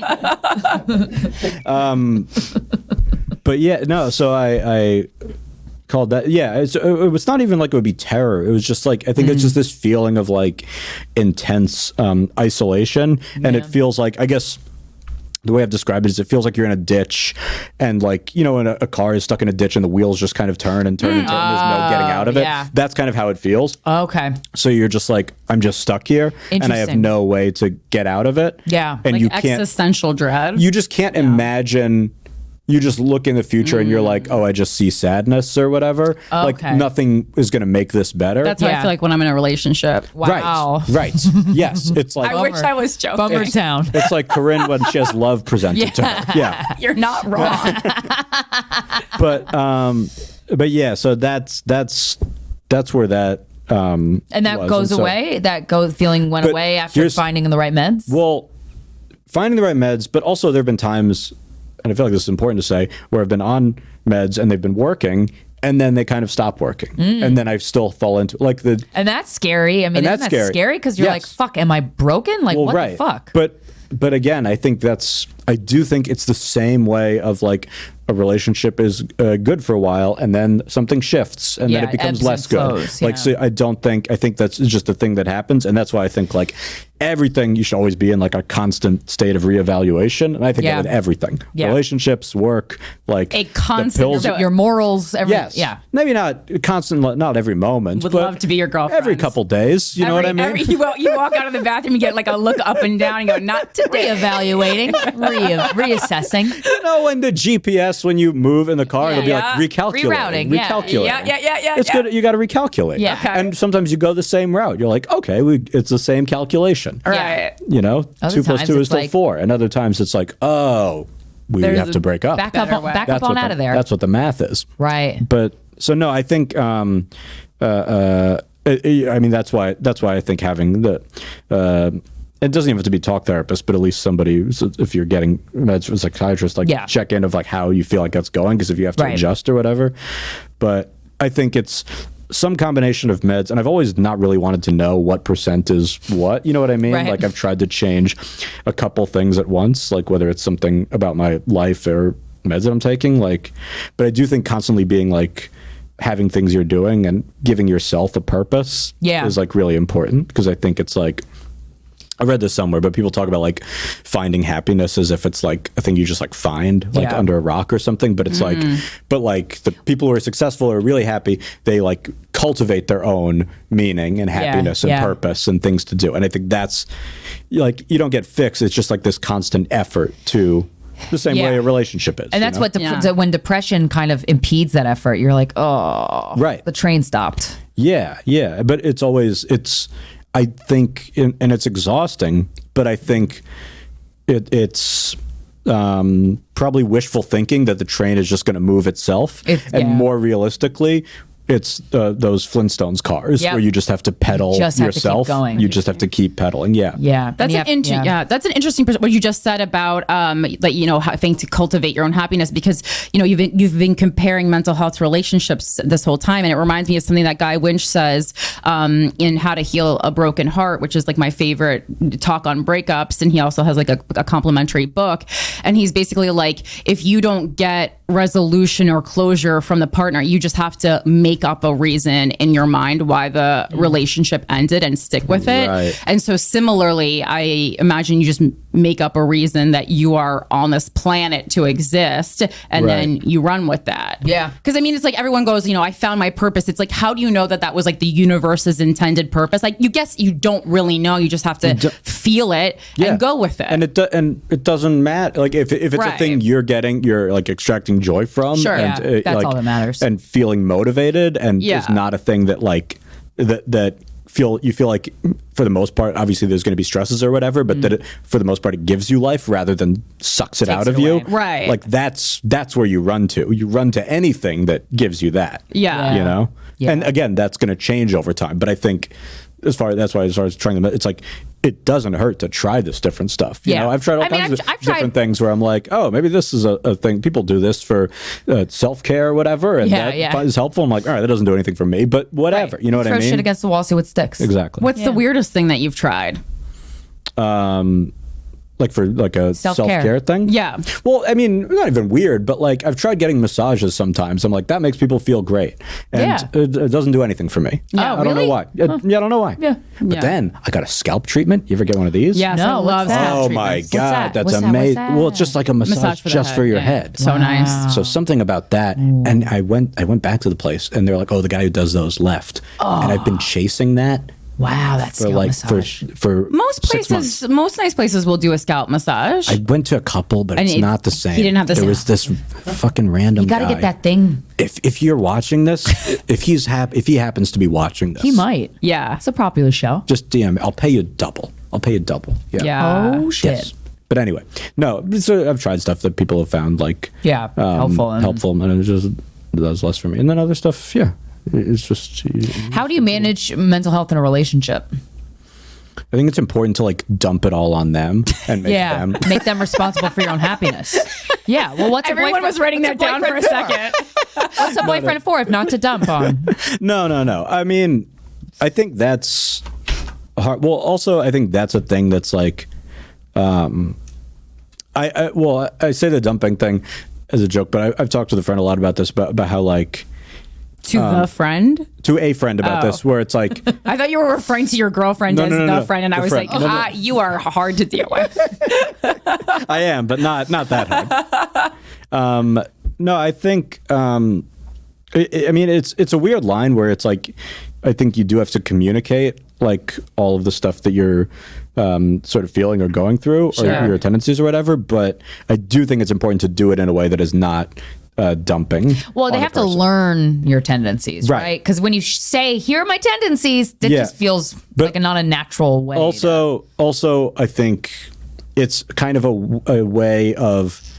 I think it's suspicious is a weird word, but I think it's not ideal if somebody dumps all of their shit on you right away, because then I think oftentimes, you know, inadvertent or not, it sort of frames it. It's almost like a justification for why they could treat you shitty later. Oh, yeah. You know what I mean? It's like, just not a natural communication. Yeah, no, because it frames the whole dynamic around their trauma. Do you know what I mean? So it's like, that's the kind of the danger of all this trauma bonding shit. Yeah, but I know. Have you trauma bonded? Sure, but I don't think it's good in the moment. Yeah, but I don't think it's ideal. I don't think it's long. Also, just because people we're like technically what a lot of people refer to as trauma bonding is not actually trauma bonding, because this was a whole fucking thing on TikTok this week because we posted a clip about trauma bonding. Oh, okay. So when we are referring to it, it is bonding over trauma, but because actual trauma bonding is it's like, I have this issue, you have this issue, let's yin yang. Right, that's what not like we were both in a shared traumatic right, because like the or clinical like, my mommy hurt me, definition my daddy hurt me. Is trauma bonding is the attachment an abused person feels for their abuser, specifically in a relationship with a cyclical pattern of abuse. And you guys are talking about bonding over shared traumas, over similar respective traumas, not Stockholm syndrome. Not just because I can't take those fucking assholes on TikTok again. They come TikTok. Gen Z is intolerable. I would say, except for the guys who listen to this podcast. What the kind of trauma bonding that we're referring to, Dan, is like more a recipe for codependence. Yes, in a way. Yes, like codependence and trauma bonding are technically, based off of these definitions, are different things. Is obviously super attractive and appealing in the moment, and feels great. But then also, it's like, will you save me? And it's like, no one will save you except yourself. But but anyway, I think if you can communicate it like as much as you can, because also I think a huge amount of relationships, friendships, anything like fade when people stop like communicating in any real way, because you always presume something worse. Yeah. At least I do, of what the other person is thinking than what they actually are. And then you clarify it and you're like, oh, okay, that's where I was coming from. And you thought I was coming from some worse place or whatever. Yeah. Catastrophizing. What are your fears with it? With what? With depression medication? Depression or just mental health in general? Because how are you feeling? I have been suicidal like suicidal thoughts, but like I wake up terror. It's not depression. It's like fear. So the metaphor that you used of a car in a ditch with the back, mine feels like I'm a baby getting thrown into a violent ocean. Like somebody takes a baby and just fucking chucks it into the ocean. Right. So that it's just scared, but for no reason. And I feel like heartbroken. Like severely heartbroken, but I'm not dating anybody, so it's not like, and I'm not heartbroken over a guy in my life. No, but the feeling defeated, or like or more like anxious. I guess it's terror. Yeah. Terror is the only way I could put it. But so the people that I've been talking to, they all are pointing to complex PTSD, which is like just reliving stuff, old stuff, and that's why I'm like, kind of want to do ayahuasca. But you know, and the PTSD thing I think is like real, and I had. Thank you. Some version of that, like a very minor version of it over the summer, but I know other people who've had like severe cases of that. Yeah. But it was a thing where it's like I'd wake up incredibly stressed. I couldn't get back to sleep. I felt like I had to kind of like isolate for a little bit. Yeah. And I just felt like I felt like if I saw anybody, I would just kind of like dump a lot of stress and shit on them. That I'm sure if I went back and heard anything, I was like, Dan's really bumming me out. Down. Yeah. Yeah, you're just on edge. You're very much on edge. What happened? If you don't mind saying? It's a whole Or did you get to the root of it? Because sometimes you don't. You can guess. Yeah. Like, and you get to the root of it. And sometimes it's not even about, sometimes it's about like extricating yourself from an environment. And sometimes it's just about like learning to let it get to you less, and some combination thereof, because sometimes you can't fully remove yourself from it. But. Yeah, because it's like you have to change, like a therapist told me, it's like are you going to change your environment or change how you're, like change the thing or change how you're reacting to the thing? Like those are choices. And if you could control your reactions, that's the money right there. Yes, because oftentimes the thing is something you can't control because it's dependent on how this person acts and how like if it's work, how this entire thing operates, that there's a billion things you have no control over. So the more you can control your own reaction to it, which the medication helps with if you find the right whatever, then I think that's the kind of good balancing act for it. Yeah, I've also found that telling myself like this will pass, like you will, because I experience and I think I really do believe my natural demeanor is just so joyful. I'm just like a joyful person, right? Not 100% of the time, but just like I'm goofy and weird and like, what are you doing? Like I'll fucking make friends on the street and just like but when I'm in, like yesterday morning, I was so depressed. I was like, but I would say more terror, and I was crying and screaming, and I'm like, I'm so tired of like myself, like, but not in a suicidal way, but I'm just like, oh, Krystyna, come on, we've done this before. Yeah, but I think that's very common. I don't think you should beat yourself up over that at all. Yeah, but I'm just tired of feeling. Have you felt this before, or is this the most? It's been the last 2 years, but it's the last 6 months have been really bad. Yeah. But I told myself, I'm like, you will experience probably very soon, because I've been taking stock of like how my moods a lot. Like I write them down in a calendar. Yeah. I'm like, you are going to experience blissful joy probably later, and I did. Like last night was like one of the best nights ever. So. Yeah, and that's the benefit of like once you've been in those modes before, and I've been in those modes even recently. I was just having a day, and I knew I was like, I had to like Zoom with a couple people, and I had to go do a show, and I knew it's just one of those days where I was like, early on, I was like, this is just going to be a day where I'm just getting through it, and I'm gonna have to apologize to people after. I'm like, I'm sorry, it's not you. I'm just in a thing, But the more you're in that hole and climb out of it, the more you have the perspective just from experience. The same if you're doing a show and it's like, okay, I can get them back. I can do whatever. We're in the beginning. Yeah, you're right. You dig yourself into this is going to be a nightmare. Yeah, where it's just like, okay, it's okay. You've been here before. You know the way out. It's okay. Yeah. You know the waves will, rise or whatever waves do. Yeah. They go in and you go guys out. all know what waves do. You were trying to make an inspirational quote so badly. And then I don't know. I'm a city kid. If you've been to the beach, you know those waters. You know those fucking waters. Well, and also human beings' nature is cyclical. Like things go in and out.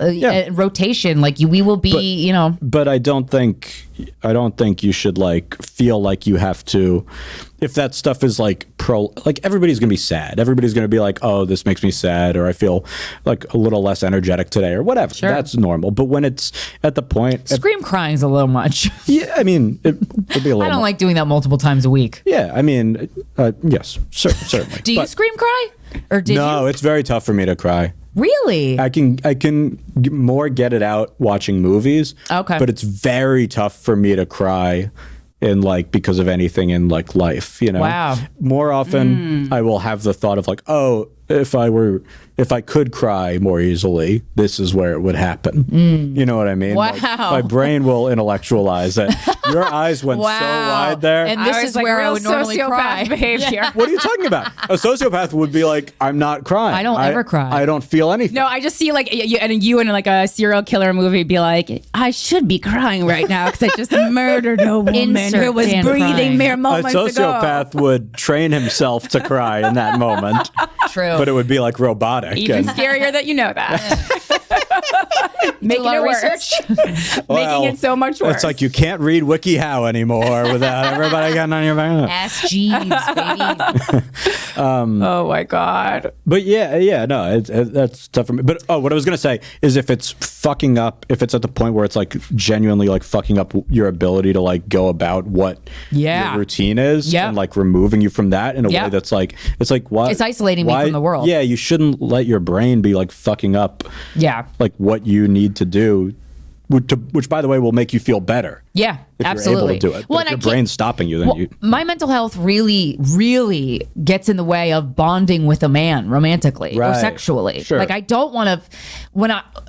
Actually, no, man, that's not true. When I'm depressed, I'm like, when I'm anxious, I kind of do want to fuck, but, or like, you know, even terror. But that makes sense because that's like a quick, it's heightened and it's like a you know, that's like a release and that's something that'll make you feel good in the moment. You know what I mean? Yeah. Relationship is different because that's like actual work and cultivating whatever. But like, and you want to present your best self, and that's why I'm saying, I'm like, oh, I go back and forth between like, oh, Krystyna, don't try to be perfect before you enter a relationship. You don't have to be perfect. No. That's mistake number one. You want to present your medium self, sure. not your best self. Then you're setting yourself up for failure. Right. Like, why are you not your best self? Your best self should be like in a cinematic you get moment. my best self on our wedding day. Yeah. You build to that and then you hit that peak once and then never again. But you give years before you give that. I don't think. But I get that. But I think that's depressive thinking that makes it worse, because I think that's a very standard depressive mindset of like, I feel bad. I don't want to be around people because I feel bad. I'm going to be a drag. I'm not going to be myself. I'm not going to be able to contribute what I could. But then you're isolated and then you feel worse. Right. And so that's the you get this thing, or you're like, why would anyone want to hang out with me right now? I don't have anything good to say. Right. But then it's like, no, you lean on your friends. And then you're like, oh, I'm so alone. And you still feel and then that. You're like, but if you're the one. Right. And so yeah. And it's you sink down to the bottom of the well and you're like, what the fuck? Right. You're not as bad. You just have to remember there are people who are not depressed who are around their friends and nobody wants them there. Great point. Nobody wants them there. That is a great point. Nobody wants them there, and you should put a picture of that person on your door. And they have the benefit of zero self-awareness, and they just walk through life, beautiful people, blissful. And we are chock full of that in this business. Dumb as can be. Yeah, I'm so never envious contributed a thing, and they're on cloud nine. Don't all even day. want to contribute. Yeah. But did they win? Like, I mean, that's a really great way to live. Yes, but there's advantages to being more self-aware, obviously. But don't let that downside to it take you out of the game. You know? Yeah, you're right. Because I will never not be self-aware. That's so unenjoyable. Sure, yeah, but the flip side of that is you're more aware that to Corinne's point, everything's bad and dumb. Yeah. Mm-hmm. I mean, ignorance really is bliss. Totally. It is. And that's why you almost have to make yourself ignorant to certain things, like just in your own mind almost. Yeah, well, and this gets into a different thing, but that's where it's like, I do think, being super online or like on Twitter reading shit is only going to be bad for your mental health, because that just inundates you with things that you're supposed to care about. And I understand emotionally you're supposed to care about this stuff, but also bandwidth wise, you can't. You don't have the energy to care. And if you start to put all the energy there, you're just going to feel worse and feel sadder because you cannot control a lot of this stuff. And you're helpless. Yeah, I think helpless. I don't think you should care about everything. I think you should care about one thing. Pick one thing, and if we all picked one thing to care about, it'd be fine. You get to care once. Everything else you can't care about. Like one genre of issues, philanthropy or something. I truly believe that. I do too. And I do think you're setting yourself up for like intense helplessness, hopelessness, sadness, like total defeatism. If you're just like, oh, all this stuff is bad. It's like, yes, there's so many things that are awful. Yeah. You need to like, focus. It's the cliche of like your side of the street, but like that is what you have to, and that doesn't mean narcissism. That means like the people close to you. That means like the people in your life, in your circle, which there's more than enough problems there to keep you busy, Yeah, and you got to take we all are walking around with these giant fish bowls around our heads with all of our thoughts swimming around, like it's like depression or anxiety or thoughts about our circumstances or our career or ideas we have or whatever it is, and you just got to fucking take the fish bowl off your fucking head every once in a while. Like it's just and like by going outside. Going outside is such an important jolt of like change of energy, change of pace, looking at a flower, literally looking at a flower. And I think, and to go back to the of talking about friends and support and stuff, and I think this is a thing that like, at least for me, I was probably worse at in my maybe like early 20s and have gotten better at now. And honestly, COVID a little bit helped in terms of like,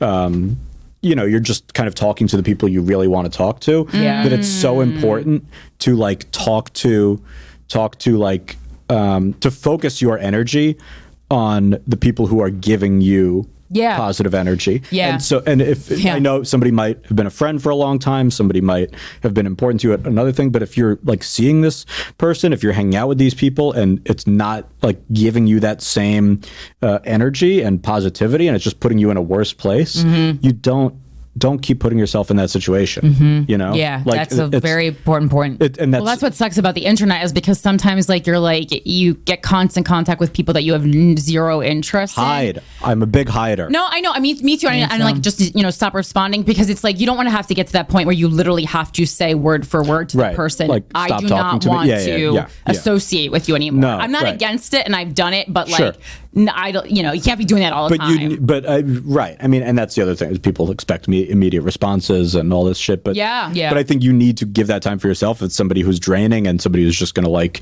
yank energy from you without care. Then you have to like create that boundary for yourself. I mean, you really just have to like so focus on the people who like make you feel good. I mean, and reevaluate like how or evaluate for the first time. Like, how do I feel after this person? Like I stopped talking to both my parents, my best friend of 18 years and an ex that was a couple years prior. But I'm like, wow. Cause it made me go, the pandemic specifically made me go, oh, I feel like shit every time after I stop talking. Like after we hang up the phone or while we're conversing, I hate it and I'm anxious. And when we hang out, I kind of dread it and I just accepted that that's okay. Which is wild. And I think sometimes if you're so in that stuff, you don't even question it. I think that happens in relationships that get bad.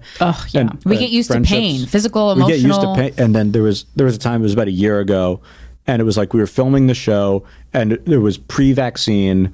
Well, few people were vaccinated, so like I couldn't really go out, couldn't really see people, and it was one of those things where it was like I felt like I'd been so like cut off from like positive like interactions and environments and stuff that I took a call from a friend, and he was just asking how I was doing. I guess this was a time I genuinely teared up because he was just being nice. And I was he was curious about you. Yeah, he was just being nice and it was I'll say who it is. It was Nico White. Nico White. Love Nico. What a sweetie pie. Very sweet. He is a loving nature to him. Full loving nature. That feels warm and good. It felt so where I was like, and then I was like, oh, this is very nice. I'm tearing up. And he's like, all right, stupid. And then he just called me dumb and whatever. But because he can deal with But no, I think it's like it's important to just check, and you're like, you don't have to be feeling that way. In the same way without Met, it's like you really don't have to be feeling this way. Yeah. And so why not just like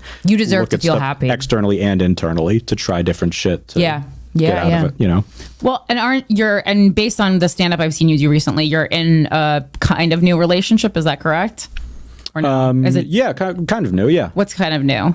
A few months. Oh, okay. So yeah. Super new, yeah. So what kind of like groundwork did you lay for this person emotionally? I'm letting everything be a complete surprise, you know? Like, boo. It's just you go quiet for 8 days. Like it's a Jewish thing. A lot. Just rolling the shiva dice. For yourself. No, I don't know. I mean, it's good to. I mean, I don't know. It's you have to learn about each other, kind of. Naturally, yeah, it's interesting when you asked that earlier, Krystyna, because I was like, oh, I guess I don't have like a strict like thought about how to approach that conversation. It just feels like one of those things as it comes, you know. Yeah, we have to use our instincts, like our animal instincts of like when to bring stuff up and what feels good and like being able to listen. It's that line of like, all right, I'm not gonna like hide anything, but also I'm not. If I'm feeling a certain way, just express that. Do you withdraw from partners when you're feeling depressed? Probably, yeah. I definitely withdraw. I definitely withdraw more than I like clutch on. You know what I mean? Do you give them a heads up? I think I've started to because I've been told, what are you doing? You know, right. It's been asked, you know, because I get lost in my head, and I think probably a lot of people do.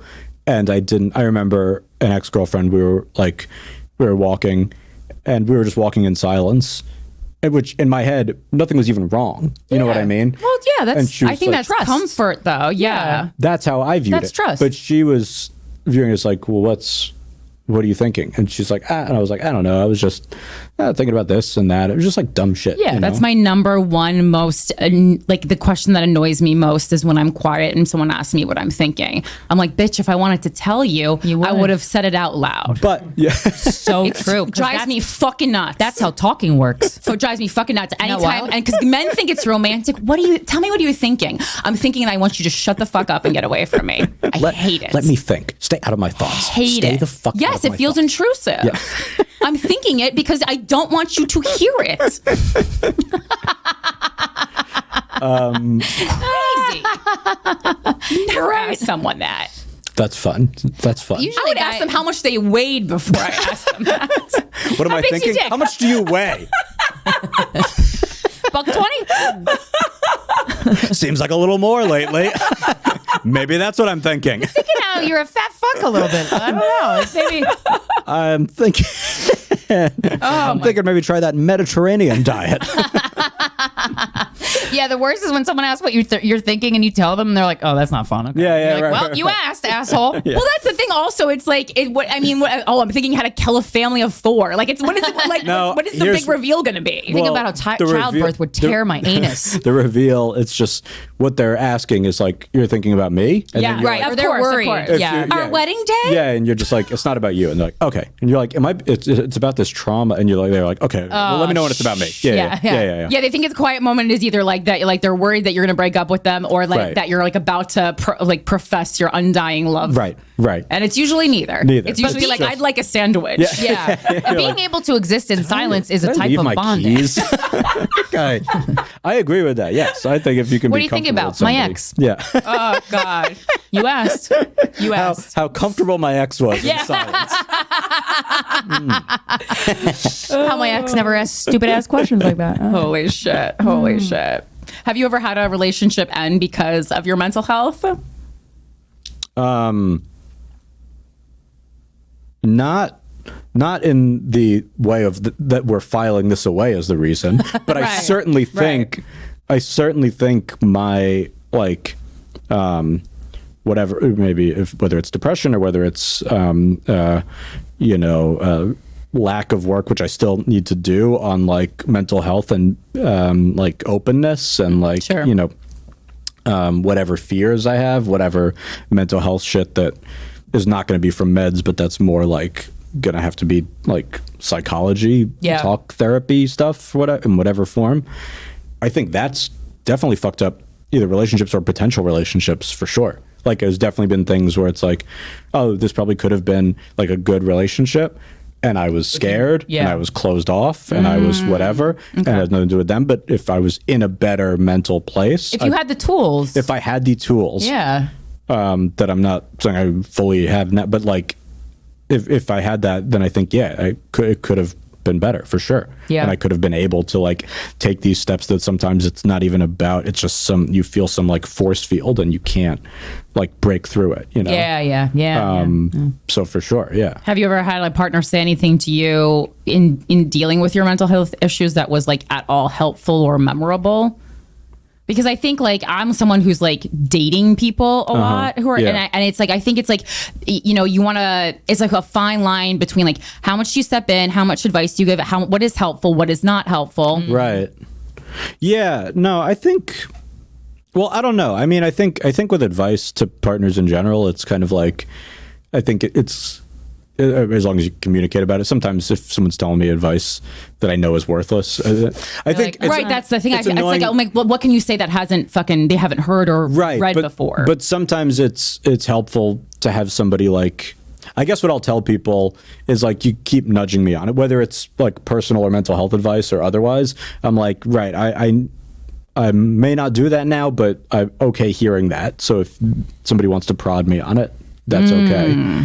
Because I hate nagging, and that's something that has been ingrained in me as just a heterosexual woman. Like this, like I never want to nag, even if it's not like a person like I'm in a relationship with. Like I think I have this like almost like fear that's too great about nagging people on anything. I think one thing, and if it doesn't interest the person, then it doesn't. But like, I remember one relationship years ago, a thing that was like, and there were plenty of bad things about the relationship, but one nice thing, I just don't want to present a picture like it was all great. No, I appreciate that. But one thing that was, and this is when I started meditating. I'd never meditated before, which I'm still, not great at, but It's a practice. But we actually started doing that like together at the same time in the morning, and that was actually That's really nice. That was like a Yeah, I did nice that with a thing guy I because dated. I wouldn't have done it on my own. Yeah. Okay. She got me a thing like the Headspace thing. Yeah. She got me that, and then we did it at the same time, and then it made it a little easier for me to do because just sometimes when you are depressed, you also just need that small nudge. The thought of doing a thing is like, even if you know you should do it, I got to click 5 buttons. That's not going to happen. Yeah. Oh, I would love an assistant to wake me up in the morning. I know most people would think partner, but I think assistant because I'm paying them to not owe them anything emotionally. Right. Is that sick? Am I unwell? No, I wouldn't be mean to them, not- but I don't have to. No, when it's- I hired to their I laugh at what a great distilled framing that is. Yeah. When I hired a male sex worker once, and it was some of the most relaxed sex I've ever had because Sure. I'm like, oh, I don't give a fuck. I don't have to impress you, Right. and I was able to enjoy myself more. So I get it. Yeah, someone to just be like, here's a cup of tea. This is what you have to do today. I wrote it down by time. Yeah. And I opened the Have a good day. I let Alfred out to pee and let's go. Let's go. Let's do it. That'd be really helpful. You know? And you don't have to, and you have to do all that, and then they send you an invoice and you pay them, and you never have to say you love them, and it's all It's so nice. great. And, Yeah. and I just don't have to. I don't have to be like, and how are you? Right. boy. I'm sick. You have like puppet strings like being pulled. Sometimes I think you're the youngest person you've ever had sex with. sometimes no, little kids are the nicest. I feel like I'm the oldest. I feel like it's because sometimes like someone will be like, how are you? And I'll respond, and then there'll be like a long silence, and then I'll remember, oh, customarily this is responded to with and how are you? If you're interested, though, but I I'm think not. So don't say it because I think we should. Really sometimes make I trendy. don't. I go ahead and Don't have a fake good interest. day. Yeah, cool. See ya. Like, just cut the conversation. Yeah, I do that sometimes. Sometimes people ask me how I am, and I'm like, I'm good, thanks. Because I don't want to talk. Not great. Bye. Dan, where can we find you online? What would you like to promote? No, I'm on Instagram at Dan J. Perlman, and You have a TV show and Twitter, you lead with Instagram? She said, "Where can people find you?" I have a show on Showtime. It's called You do? Flatbush. Fancy. It's called Flatbush Misdemeanors. Yes. It's on Showtime. If you don't have Showtime, just DM me. I'll give you my password. You can Nice. just watch it. And Are you being serious? I'm not being How serious. many people but also, can be on the same account? I And also, think did not that Showtime many. okay this? No, I think Sure. not that many. Just whatever. Get a free trial, binge, and cancel. Yeah, It's fine. everyone has a And then family member or you friend can who's watch, on it. Yeah, Sure. don't you want to watch Yellow Jackets after? Watch my thing, and then watch Yellow Jackets, and watch the. It's always the good when you girls need to play use soccer. another TV show to promote your TV I'm show. saying. For the record, I've seen both shows, and I like yours better. Really? Yeah, I've seen Yellow Jackets. I'm like, yeah, it's okay. Okay. No, yeah, it's on Showtime. Season 2 is out now, and we have amazing comedians on it. It's Roy Wood Jr. plays a principal. Maria Bamford is my mom. Yamanika Saunders is my therapist who yells at me a lot. Carrie Coddit's on it. Carrie right? Coddit. Yeah. Kareem Green is my stepdad. Alyssa Lynn Paris is on this Alyssa Lynn season? Paris is my love interest this season. Greer Barnes is a lawyer. Like, I like Alyssa as a choice because it looks like you guys could be brother and sister. I mean, really? You think Which so? a lot of couples look I like think that. so. Yeah. Yeah, lot of couples look there's a alike. couple. Yeah, Dan Soder also is on it on Nice. this past one. But yeah, please watch. It's a small comedy, but the people who've seen it like it. So I hope you watch it and like it. And you're the only one not watching it. That's what I realized. That's the only way people will get. People feel like they're missing out. FOMO. People will get me to watch shows. Yeah. Yeah. Because we just leave our house and people start shouting show recommendations. Yeah, sure. at Which us. is how I get my recommendations, honestly. Yes. But and it's only from democratic. being inundated enough of being like, you haven't watched Severance? Yes, the fourth. Why don't you? You should kill yourself. I know you were Right. talking about it, but you just should. That's it how now. Game of Thrones was. You're like Right. it was like there was a whole day of the week that was dedicated, and I just didn't watch. I still didn't watch it, but I was like, So- it was annoying because everyone was talking about it. Yes. So this is true. And if you Google it, 100% around tomatoes, you'll see you're the only person who's not watching. Yeah. So you should just watch.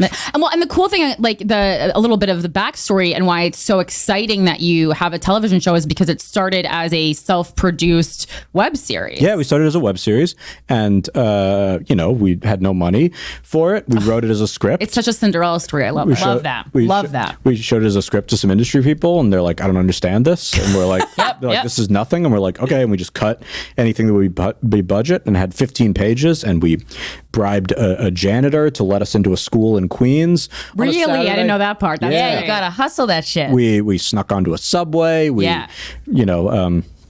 asked if we could use a Caribbean bakery in Flatbush, and you gotta filmed there and stepped aside whenever a customer would come in, and Crown Fried Chicken, and just everything was illegal. Guerrilla style. We never had a permit in our lives, but then it started doing well at film festivals, and it started winning those because, I mean, if you've been to those, it's like everything they show is like just like trauma. It's all like people trying to show they can make features, so it's just about burn victims and like awful shit, like really set, like murder. Like, all this really sick kid dies, and then they're like, it's a low budget film about the Holocaust. Yeah, it's like it's like tragedies condensed to 15 minutes. Right. It's World War II in 3 minutes. 3 minutes, and then they cut to us, and it would just be like Kareem being like, "Call me daddy," and it was just like it's just silly. Yeah, and so I think it did well from that, and that's what helped lead it to networks and stuff. But yeah, it's a lot of great comedians. It's a funny show. Also, it touches on mental health stuff and some of the stigmas with that. So well, I love watching a show that someone I know is in, and I could tell that they just wrote their exactly based on themselves. yeah. That's great though. You gotta write what you know. Well, here's the and thing. I like when shit's authentic to the creator. I ain't that great an actor, so I had to stay. Play you. I had to stay a little close to the chest. Yeah. I had to go the comedian way. Yeah, I feel like you're great on the show. Oh, thank you. I felt better this season. I felt like I was very happy. You're like comfortable with the on-set thing. No, I love it, and I hope you all just fucking watch it. Just fucking watch it. Well, congratulations. Being so on, happy for you. Oh. Truly. I mean, I believe I tweeted, I'm rarely happy for anyone's success in this industry, but I genuinely like Dan Perlman, and I'm happy for his success. And I really meant very it. Sweet. All right. Thank you so much for coming on the show. This has been Guys We Fcked, the anti-slut-shaming podcast. We'll talk to you next Friday. Mwah. Nice. Kiss the camera.